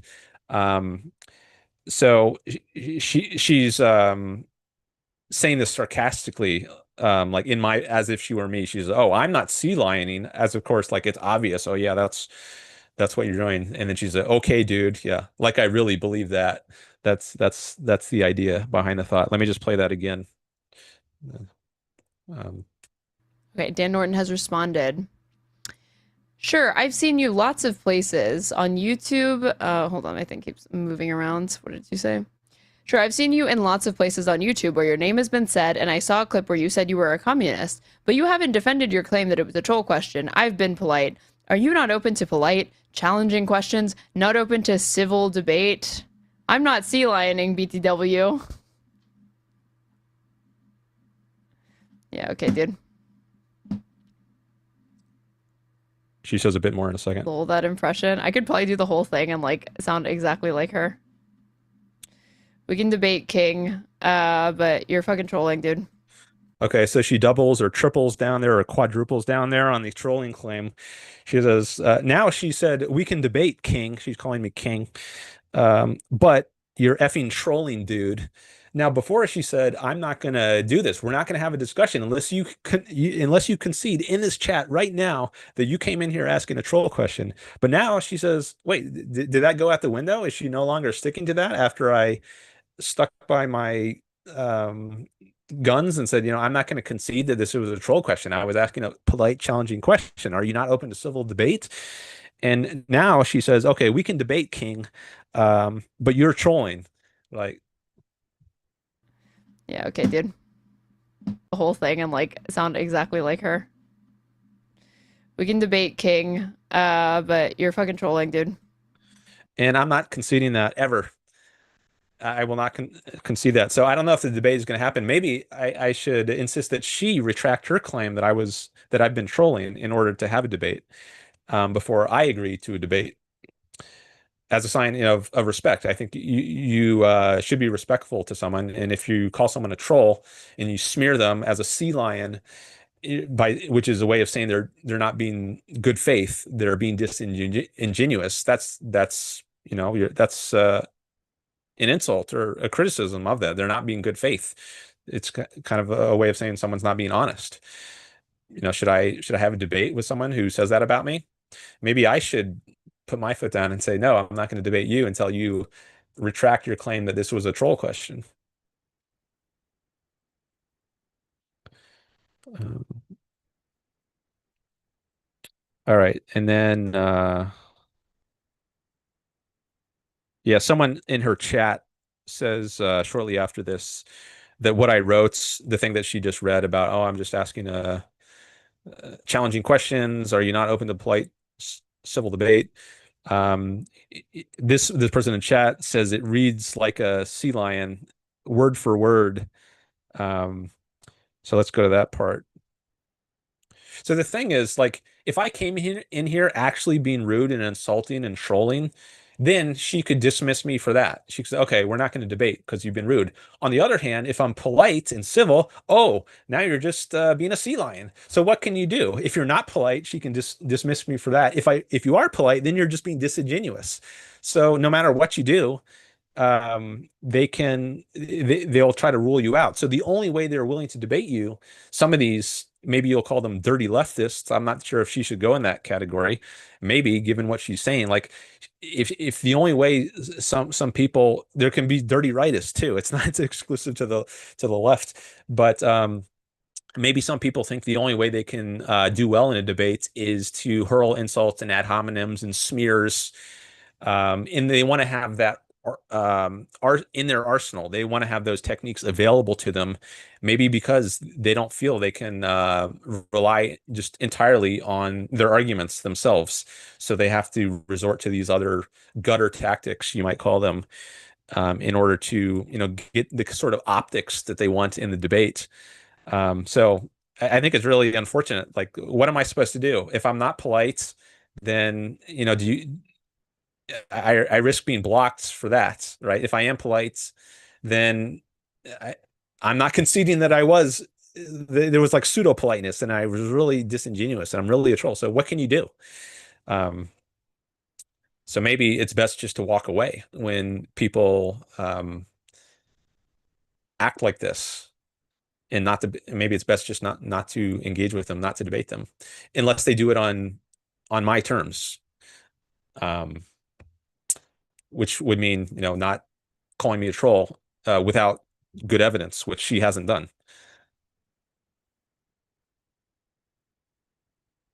Or, I mean, she hasn't done it with good evidence.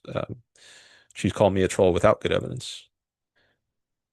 All right, so we're coming up on the end here. We'll just go to that part where her chatter also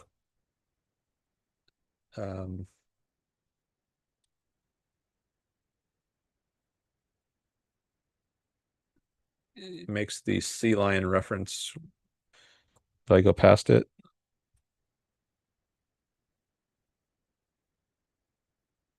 Funny, I'm doubly, quadruply funny about this is basically since George Floyd, there have been no blonde models, zero. Every TV commercial, every magazine. That read like a copy pasta, almost word for word, the last panel for the sea lioning comic. I know.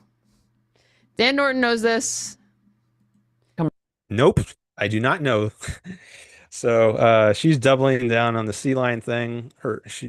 Her chatter thinks it, and she says, I know it. She says, Dan Norton knows this. He knows he was being a sea lion. Bullshit. Bullshit. That's what I got to say to that.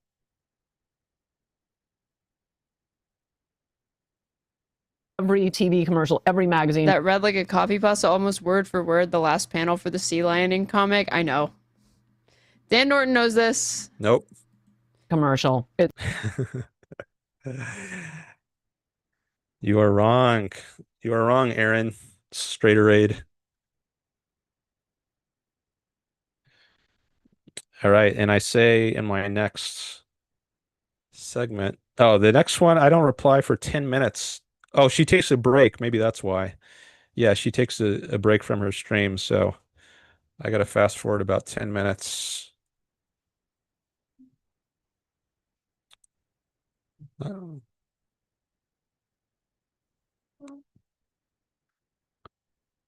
And I think there's only one or two more segments.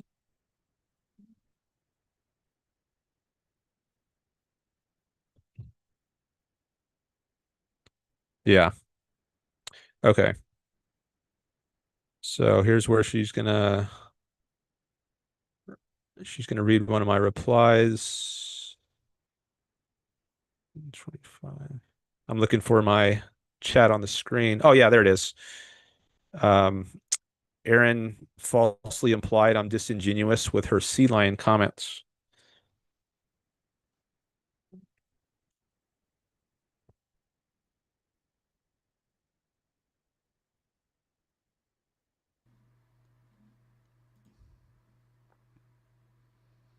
Erin falsely implied I'm disingenuous with her sea lion comment. Actually, it's an objectively true fact, given that I am an objectivist. Oh, she's going to the voice now. Actually, I'm making an objection, a legitimate objection, and then she tries to use this silly voice to imply it's a silly objection. And I'm just making it because I'm an objectivist. I'm an objectivist, and I only do things that are objective. That's such a silly take on what I'm saying. Like I'm appealing to the fact that I'm an objectivist to make the case that what I said is objective. No, it's just a legitimate question you could ask if you're a collectivist.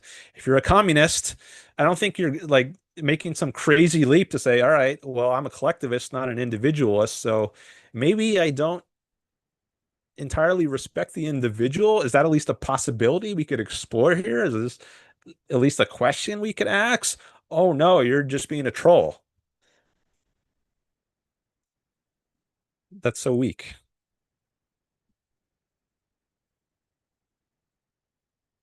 It's so wrong. Erin falsely implied I'm disingenuous with her sea lion comment. Actually, it's an objectively true fact, given that I am an objectivist. I am rationally objective at all times. Never trolling, never asking a disingenuous bait question, never coming in to stir shit, never coming in to try to get a fucking debate with me.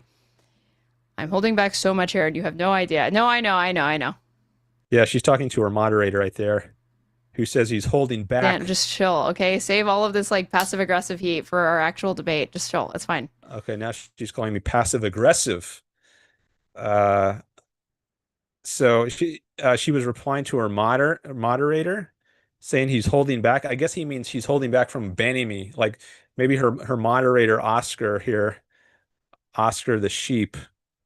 I guess he's tempted to ban me, and he's letting her know. So maybe he's worried. She's thinking like, Oscar, you're my mod here. Why aren't you blocking this guy? And he's saying like, I want to, but I'm holding back. I'm holding back so much, Erin. Oh, he used her name. I wonder if he's going to get scolded for that. Or maybe he's okay to do that because I already did it. Um, I'm holding back so much, Erin. You have no idea. Um,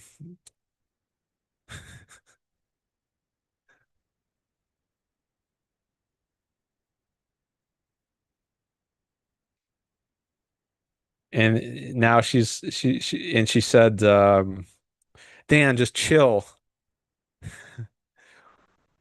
Save the heat for our actual debates. If there is going to be a debate, maybe you need to first concede I wasn't being a troll, or at least see how one might reasonably think I'm not being a troll. Um,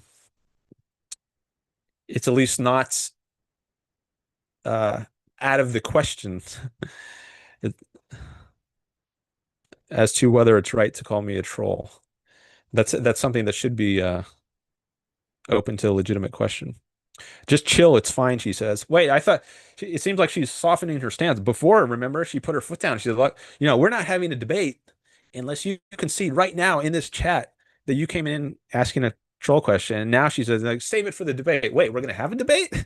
I thought you were putting your foot down before. So why is she softening up now? If you really think I was being a troll, why are you agreeing to have a debate? Yeah, troll disingenuous with her sea lion. Erin falsely implied I'm disingenuous with her sea lion comment. Shit, never coming in to stir shit, never coming in to try to get a fucking debate with me. I'm holding back so much, Erin. You have no idea. No, I know. Dan, just chill, okay? Save all of this like passive aggressive heat for our actual debate. Just chill. It's fine. Passive aggressive. I'm just trying to be reasonable. All right, you're making claims about me. You're calling me a sea lion. You're calling me a troll. You're smearing me by doing this. So I think I'm being pretty calm in my responses. I'm not resorting to insults. I'm not throwing ad hominems at you. I'm asking reasonable questions. I'm putting up reasonable challenges. And if you don't want that, then I'm not going to just give you a license to smear me and then we can just debate like nothing happens. I think maybe if we're going to debate, then you need to retract some things that you've said.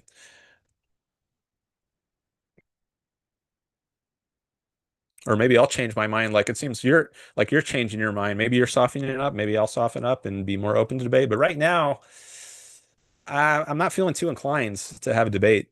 Um, Yeah, it's kind of like with Sam Cedar.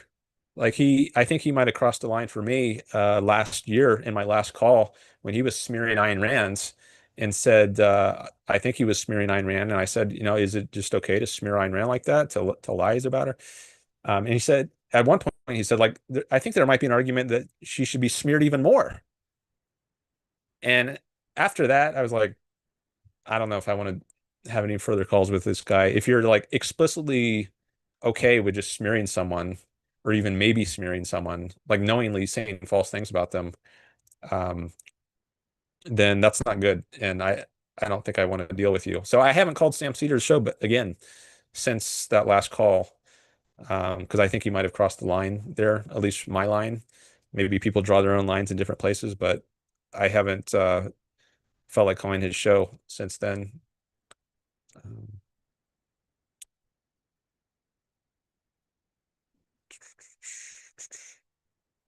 Yeah, just maybe an aside. So, what is smearing exactly? Does it mean knowingly saying something false about someone, or could it just be saying something false in order to, make them look bad, even if you don't know that's what you're saying is false? Like maybe you say Ayn Rand's a hypocrite because she took Social Security, and you don't know that that's false, but you've heard it said by many people, and you repeat this claim. So whereas someone else uh, who knows the reasoning behind it, or someone like who says she died on welfare, she never took welfare. If by that you mean like you're just getting money from the government, it's not part of the Social Security program where you contribute money and then you get some back after you retire. And it's just false that she got just checks from the government, or at least it would be arbitrary. There's no basis for thinking that happens. But if you assert it nonetheless, knowing that there's no basis for it, that would be smearing in the sense of knowingly saying something false. But if you don't know that's false, maybe you heard it from someone you think is reliable, that might still be a smear, because I actually looked up the term smear in some dictionary, at least. I think it just said a false statement that is designed to hurt someone's reputation, whether or not it's a knowingly false statement. I think it might still be a smear. So if that definition is correct, that you don't have to be doing it intentionally, like you don't have to knowingly say something false, then it could be that Erin is smearing me here by calling me a troll. Even if she does in her own mind think that I'm being a troll or a sea lion, it's still nevertheless false and a smear to call me that.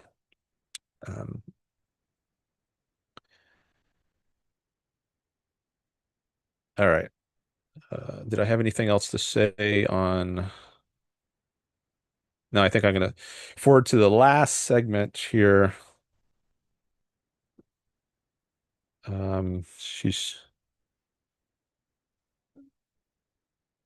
okay. Yeah. So I asked her about the prior conditions she put down. Like she said before, we couldn't debate unless I first conceded that I was trolling. And I said, no, I'm not going to concede that. So let's see that interaction.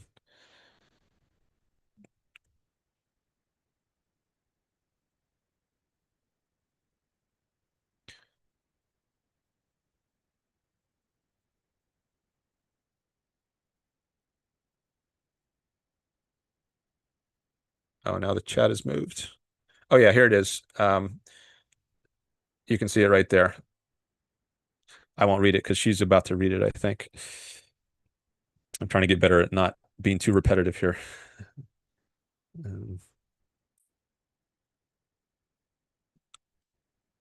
So remember in her last segment, she says, we can debate, but save the heat for our actual debate. And I'm thinking, wait, there's going to be a debate? I haven't conceded yet. And before you said I had to concede first before we're going to have a debate. So that's why I have this chat here.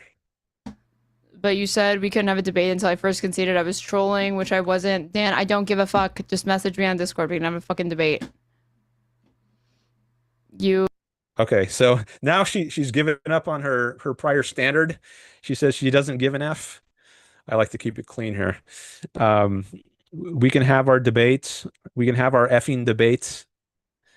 So I wonder why she changed her stance. Why did she soften up there? Is it because she's starting to sense that I'm right and she was wrong about this, or what? Or maybe she still thinks she's right, but she just changed her mind on how important it is. Maybe she doesn't think it's so bad now that it's worth scuttling a debate over.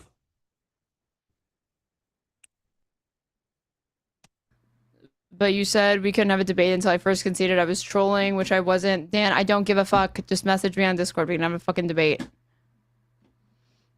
You're a fucking sea lion. It's like you are a troll. You are a sea lion. If you can handle me saying that, me baselessly slandering an objectivist in Erin and Straighterades chat, then we can have a conversation. Okay, we can just agree to disagree. Okay, so she says if I can handle her slandering an objectivist, then we can have the debate. Now, why? So why should I have the debate then? I don't know if I can handle that. Can I handle that? I don't really feel like handling it right now. Why should I put up with that? In other words, should I have to put up with these smears in order to have a debate? I don't think so. Why should I have to put up with that? Like, why should that be a condition under which I agree to debate? Like, the only way for me to have a debate is to open myself to being smeared. So is she just going to smear me some more in the debate then? Is that something I should just be okay with?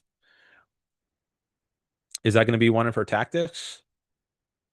I mean, it happens a lot in debates, but I don't like those kinds of debates. I try to avoid them. I don't like going in the gutter. I don't think that's good for a productive conversation.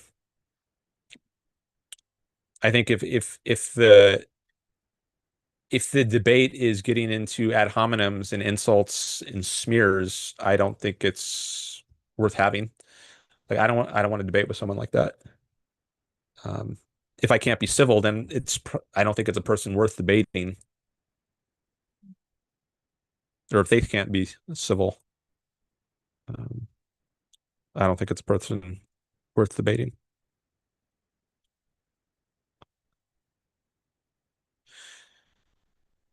I guess you might. I was just thinking, well, I wonder if I should have debated Sam then, like multiple times. But I don't know that he smeared me in the way that Erin did. I mean, he was kind of mocking in his tone, but I don't know that he never called me a sea lion or a troll. So I don't know that what he has done uh, is as bad as the way Erin has talked about me here, even though I don't think it was good. I think it was somewhat disrespectful, but I can tolerate a certain amount of that. And as I said, where exactly do you draw the line? Um, that might vary from person to person, and I might change my mind about that over time. Like maybe I'll look back in a few years on the Sam Cedar debates and decide, yeah, it probably would have been better never to go on there. I don't know, but anyways, at least in this case, the way I feel now about the Erin interaction, I'm not really feeling inclined to have a debate unless she takes back the sea lion or troll comments. I mean, if she said, okay, I still think them privately, but I'm not going to call you that publicly. Okay, maybe I would go along with that. But if she's going to publicly call me a troll and a sea lion and thinks it's okay to do that, then I'm less inclined to debate than if she just thinks it privately in her own mind.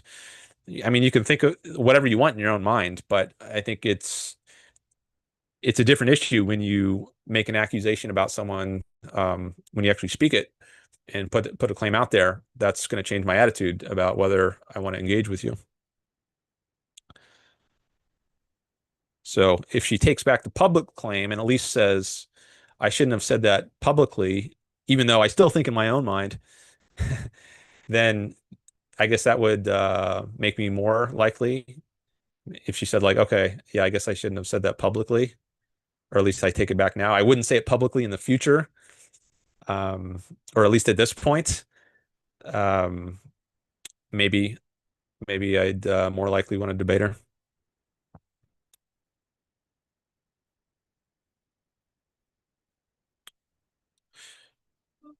So, but she quadruples or quintuples down again in this last segment. She calls me a sea lion again and a troll, and then that's going to be the end. So I'll just play that last bit to finish this off here.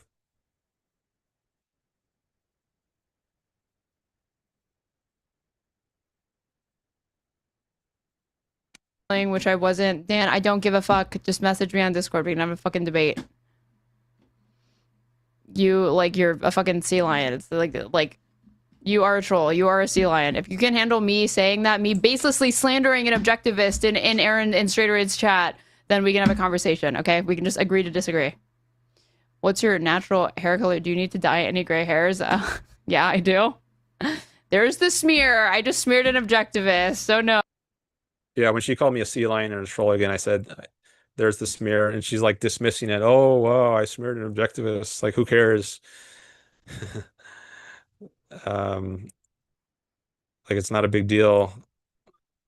Maybe for other people, it's not.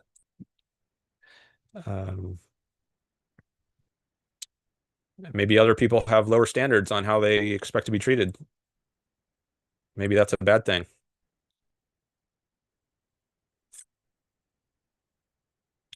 And she said, let's just agree to disagree. Why should I do that? So, it's, I should just let her smear me as much as she wants, and then she'll just say, okay, well, fine, you don't agree. Let's just agree to disagree. So I should just have a debate, no matter what smears you throw at me, and she'll just say, let's agree to disagree. Is that fair?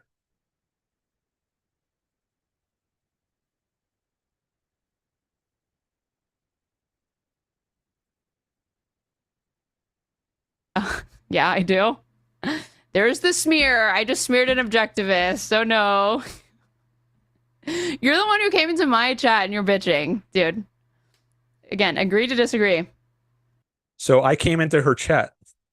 So that licenses her to smear me? I'm bitching?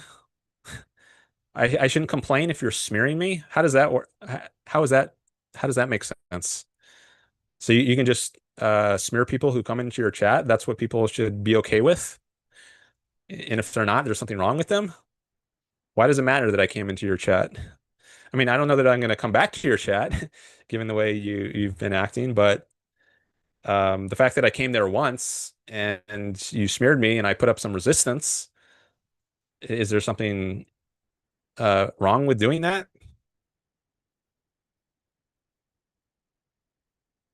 Here, I just smeared an objectivist. So no. You're the one who came into my chat and you're bitching, dude. Again, agree to disagree.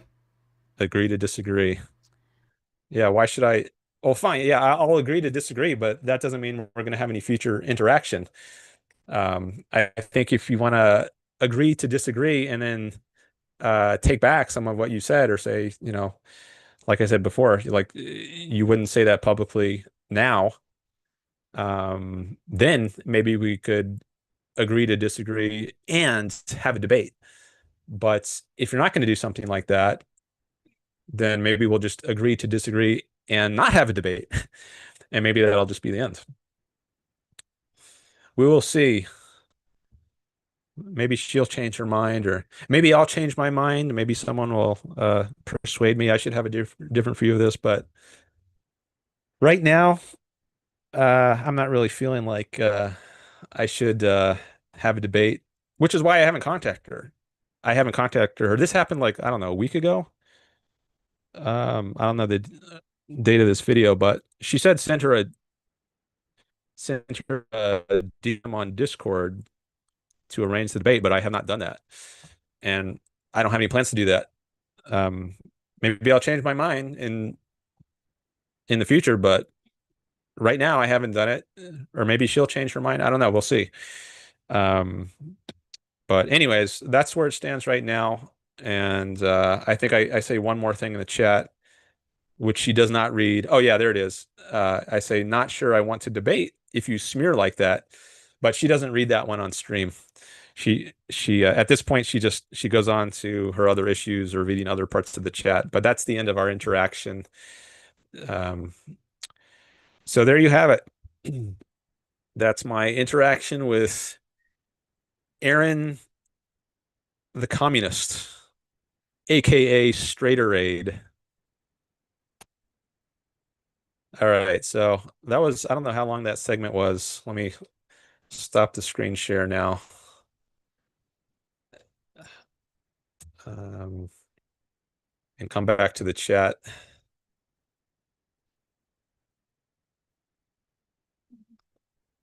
All right, we got some more people watching, more likes. Thank you very much.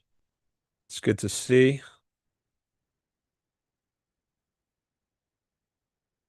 John Wayne is here. Hi, John.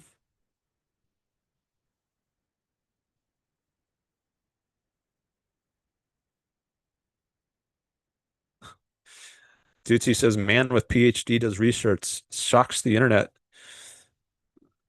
Was that what one of the chatters in her chat said? I don't remember seeing that. I didn't see all the chats in her on her Twitch chat.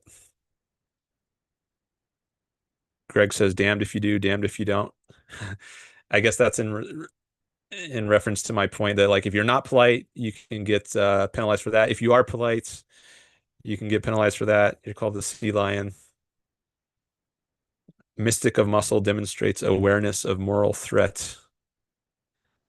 Maybe she was she saw me as a moral threat. All right, let me read through some more of these. Okay, so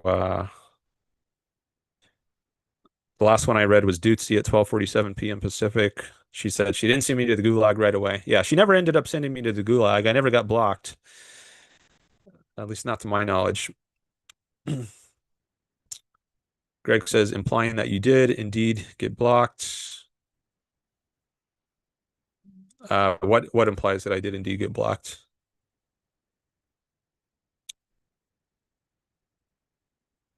Ducci says, dressing like that, but being shocked that someone is using your first name. Sorry, typical women's remark.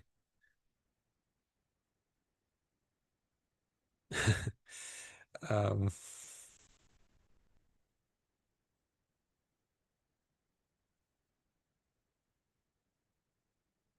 RW says, good luck not getting distracted in this debate.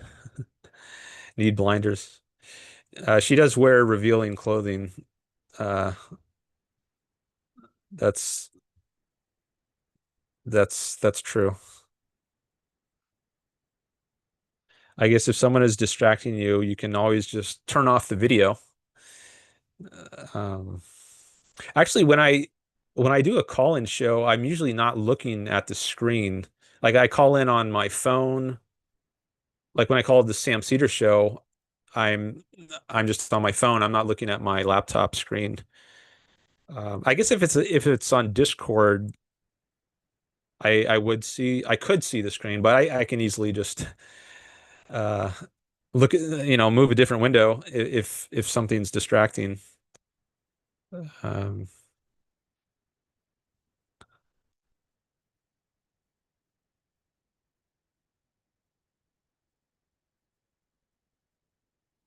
Greg says sounded like permission to me. Ducey says I'm libertarian. The vast majority of us believe in something like the age of consent. What the hell? Yeah, I don't know what the breakdown is in terms of like what percentage of libertarians think there shouldn't be an age of consent. Maybe it's just a fringe group.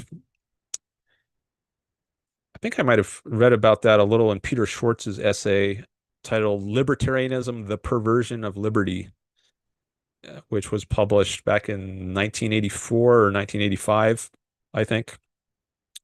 I think he might have cited in that article some libertarians. So, um, yeah, it could be difficult to make generalizations about what libertarians hold because maybe there is no coherent single ideology. It's a big tense kind of philosophy or viewpoint that allows in all kinds of different views. As long as you agree with that one point, the non-aggression principle, they call it. But then how do you interpret that? Like, are you infringing on someone's liberty are you being aggressive if you forcibly stop someone from um, engaging with a minor? Uh, I think some libertarians, at least, or at least some people who call them that, would say that's a violation of their rights. But I think that's a misunderstanding of rights, or maybe an evasion of a proper understanding of rights. RW asks, do you think any of this streamer's viewers, do you think any of this streamer's viewers are honest people? I highly doubt it, he says. Well, there was sometimes when I come across communists, I think of Nikos, who works at the Ayn Rand Institute, Sotirakopoulos. I hope I'm pronouncing his last name right. Nikos Sotirakopoulos. He was a communist, and he's talked about this. So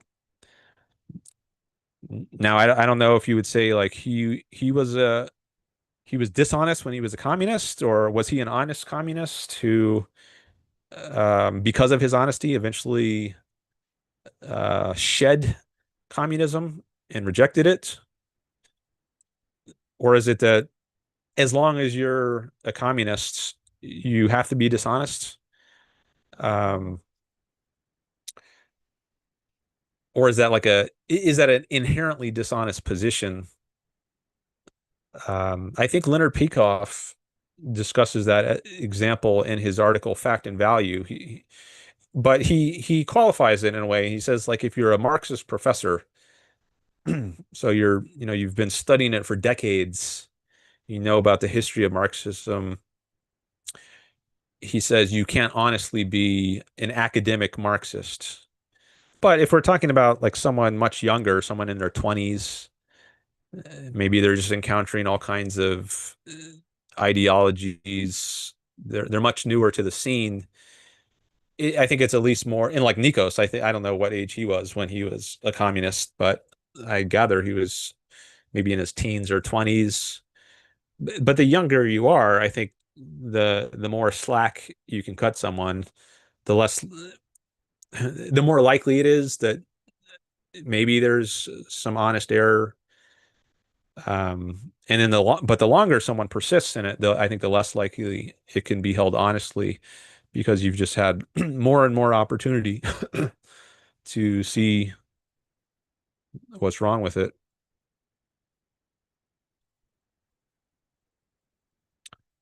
And I would guess that many of this, I mean, many of the streamers' viewers are likely young, I would guess, like in their teens or 20s.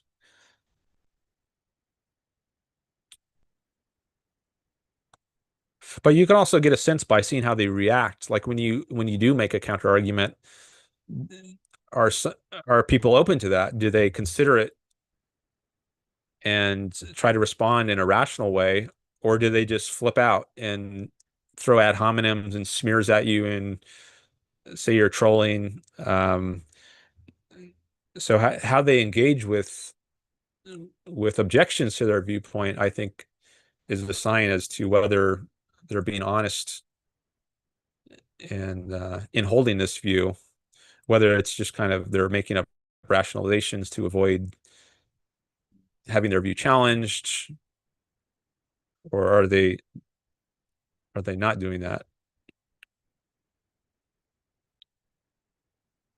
RW asks, "What's the troll question?"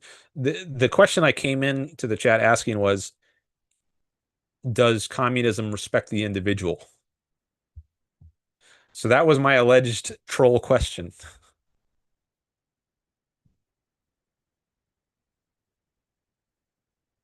She was talking about racism before that and how Ann Coulter was not respecting Vivek Ramaswamy as an individual. And then I said, "Does communism respect the individual?" Greg says, "Would you put her name or her YouTube channel handle?" Oh, you mean in the title of my video? Maybe. I mean, it's definitely it seems like it'd be worth putting in something in the title related to this long segment. Because I've spent so much time on it, but I don't know how I would title it. I could say like reacting to a communist who thought I was trolling her, or I could say reacting to Erin, the communist, or Straighterade. I don't know. I'll think about how I should put it.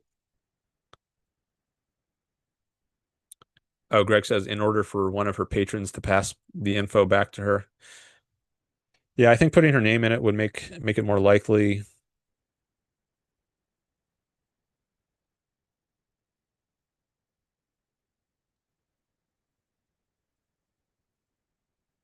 Ducey says it's regarding the fact that you knew her name and politics.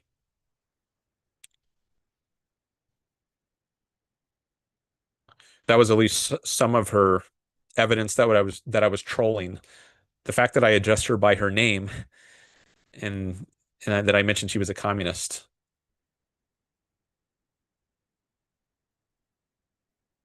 Greg says it was something you had said earlier in the show that led me to think maybe you would have ended up being blocked. Oh, yeah, I think I said earlier, like, will I be blocked? Let's see, or something like that. I left it kind of up in the air as to whether I was eventually going to get blocked, but she hadn't blocked me yet, I said. So you might have thought that she's going to block me later, but no, I don't think she ever did block me, or I don't think her mods ever blocked me.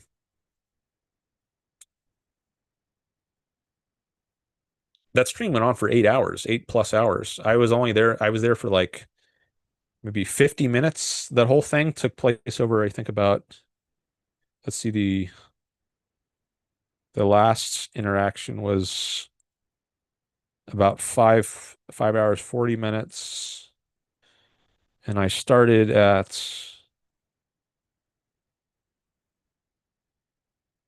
4 hours and 50 minutes. Yeah, so that whole interaction was like, that all took place in less than an hour. So I don't know what happened after I left.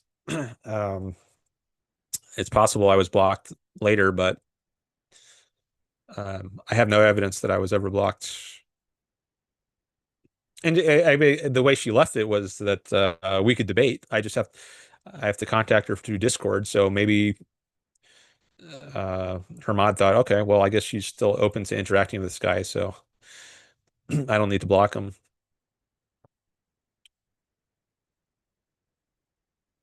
Florida Nick is here. Hello. He says, is anyone else missing the option to use the sleep timer on YouTube? I don't know what that is. Something that, is that like an alarm or? Then he says, that's not a bad idea for a title. The one I mentioned before, like reacting to a communist who thought I was trolling her.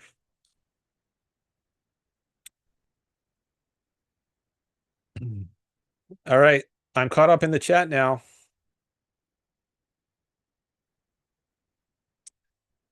And no one's called in. So what's next? Do I end the stream now or take a break? When did I start today? I started at noon my time, so I've been going for about 2 hours and 18 minutes. All right.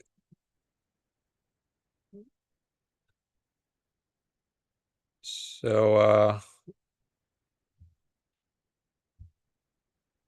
anyone else want to raise a topic? This would be a good breaking point for like a break. Sometimes I take a break on the stream. But I could also just end the stream. I got through all the material I had notes on that I thought I might talk about. So I don't have anything else prepared right now. I guess I could think of something to talk about, but I'm going to give priority to people in the chat. If you all have topics you want to talk about. Actually, here, one thing I'm curious to try is cutting the Zoom stream and then reestablishing it, because that's something I want to do in the future during breaks, so that people who watch this afterwards, they don't have to wait through the break. I'm just going to do that as a test right now. I'm going to disconnect my Zoom stream and then reconnect it. I think it should only take a few seconds, but I just want to test that out, make sure it works. And I'll pretend like it's a break. I'm gonna turn off my mic and camera and then change my screen name. So instead of saying Dan Norton, which you can see now down in the corner, it'll say Dan Norton will come back shortly, or yeah, something like that. And I think it'll be in the center of the screen after I turn off my mic and camera. So I'm going to pretend like this is a stream break, but it should just take less than a minute. And I'm going to cut the Zoom stream. You might not notice any difference on your ends. You might not know exactly when I cut the stream. Or maybe you will. You can let me know after it happens. But I'm going to type here in the chat. Back shortly. Okay, so hopefully this doesn't totally kill the stream. If it does, I guess I'll just do a stream another day. But I think I'm going to be able to come back to you in within a minute. If not, have a nice next few days, and I'll see you later. But all right, let's give this a shot.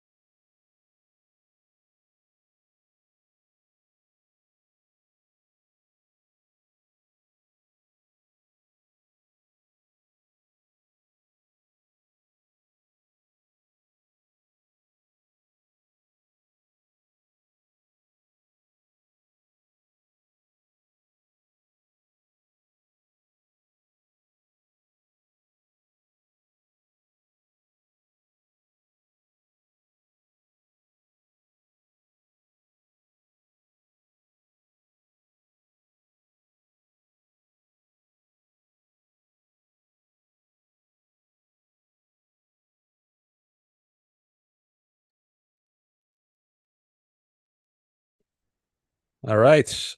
I think I'm back. Okay, yeah, I see I'm back. Now I just need to change my name back from what it says in the lower left corner to what it was.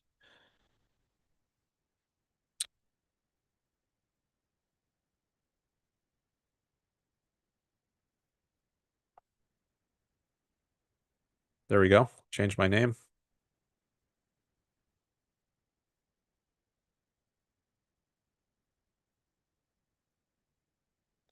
Okay, great. So it looks like that works. So now in the future, I can cut the stream during my breaks. And then if you watch it not live, if you watch it after the fact, you don't have to wait through like a 7 or 8 minute break. You can just keep watching, and maybe that'll make it a little more convenient. I hope the chat still lines up correctly. Like if I I don't know if that chat that I put in, the one where I said I cut the Zoom stream, I will try to reconnect very shortly. Like, how is that going to sync up with the video? Because I put that chat in during the part that I cut. So is that not going to appear at all if you watch the live chat replay, or is it going to like be bumped to some later part where it happens after I've come back and then it doesn't sync up with when I actually put it in? And does that like mess up the sequence of when all the chats after that? I don't know. Well, I guess I'll find out, but I'll at least experiment with this of cutting the stream during my breaks, because it might make it more convenient to listen to later. Um, and if I end up not cutting out the stream breaks in the future, I'll try to at least put in like timestamps in the description so you can easily skip ahead. But you can also just, put your cursor over and, scrub the video and quickly find where you can see my image again. So that's another way. Or you can just, keep tapping on the right, which makes it go fast in like 10-second jumps. So it's not a huge deal if I can't cut out the stream breaks, but it might just make it a little smoother. All right, so we still got a bunch of people here. Thanks for coming by. Thanks for the likes. I appreciate that. And thanks for any new subscribers. I definitely appreciate that. And anyone want to be, let's see what number you would be. 935, subscriber number 935. Anyone want to claim that spot? You can be part of the first 1,000. Maybe I'll give you some perk in the future, like once I start taking super chats. Maybe I'll give you a free super chat so you won't have to pay, but I'll still address your question if you're one of the first 1,000 subscribers. I guess for that you would have to be like a public subscriber so I can verify it on my end. You can change your subscription settings to be either public or not public. If they're set to public, then I will see whether you're a subscriber. So do that if you want the perk or the possible perk. But I'm thinking right now it would be good to do something for my first 1,000s. So maybe I'll do like a free super chat offer, at least for a limited time. But anyways, yeah, if you want to subscribe, that would be great. Okay, I'm caught up in the chat. I don't see any new chats, and I think this might be a good place to end the stream. We had a lengthy segments, and maybe that would make a good video just by itself. Okay, so that's what I'm going to do. I'm going to end the stream now, and like normally, I would like to stream every 3 or 4 days. However, I did mention that I have some possible interruptions coming up, like I might have to do jury duty, and then there's some other issues that have come up that might throw a wrench in my plan to stream every 3 or 4 days, but I might not. So it just depends on how my schedule is going. But anyways, thanks everyone for coming by, and I hope to see you in my next stream, whenever that is. If you're a subscriber, you'll get a notification. All right. Thanks everyone for being here, and hope to see you later. Bye.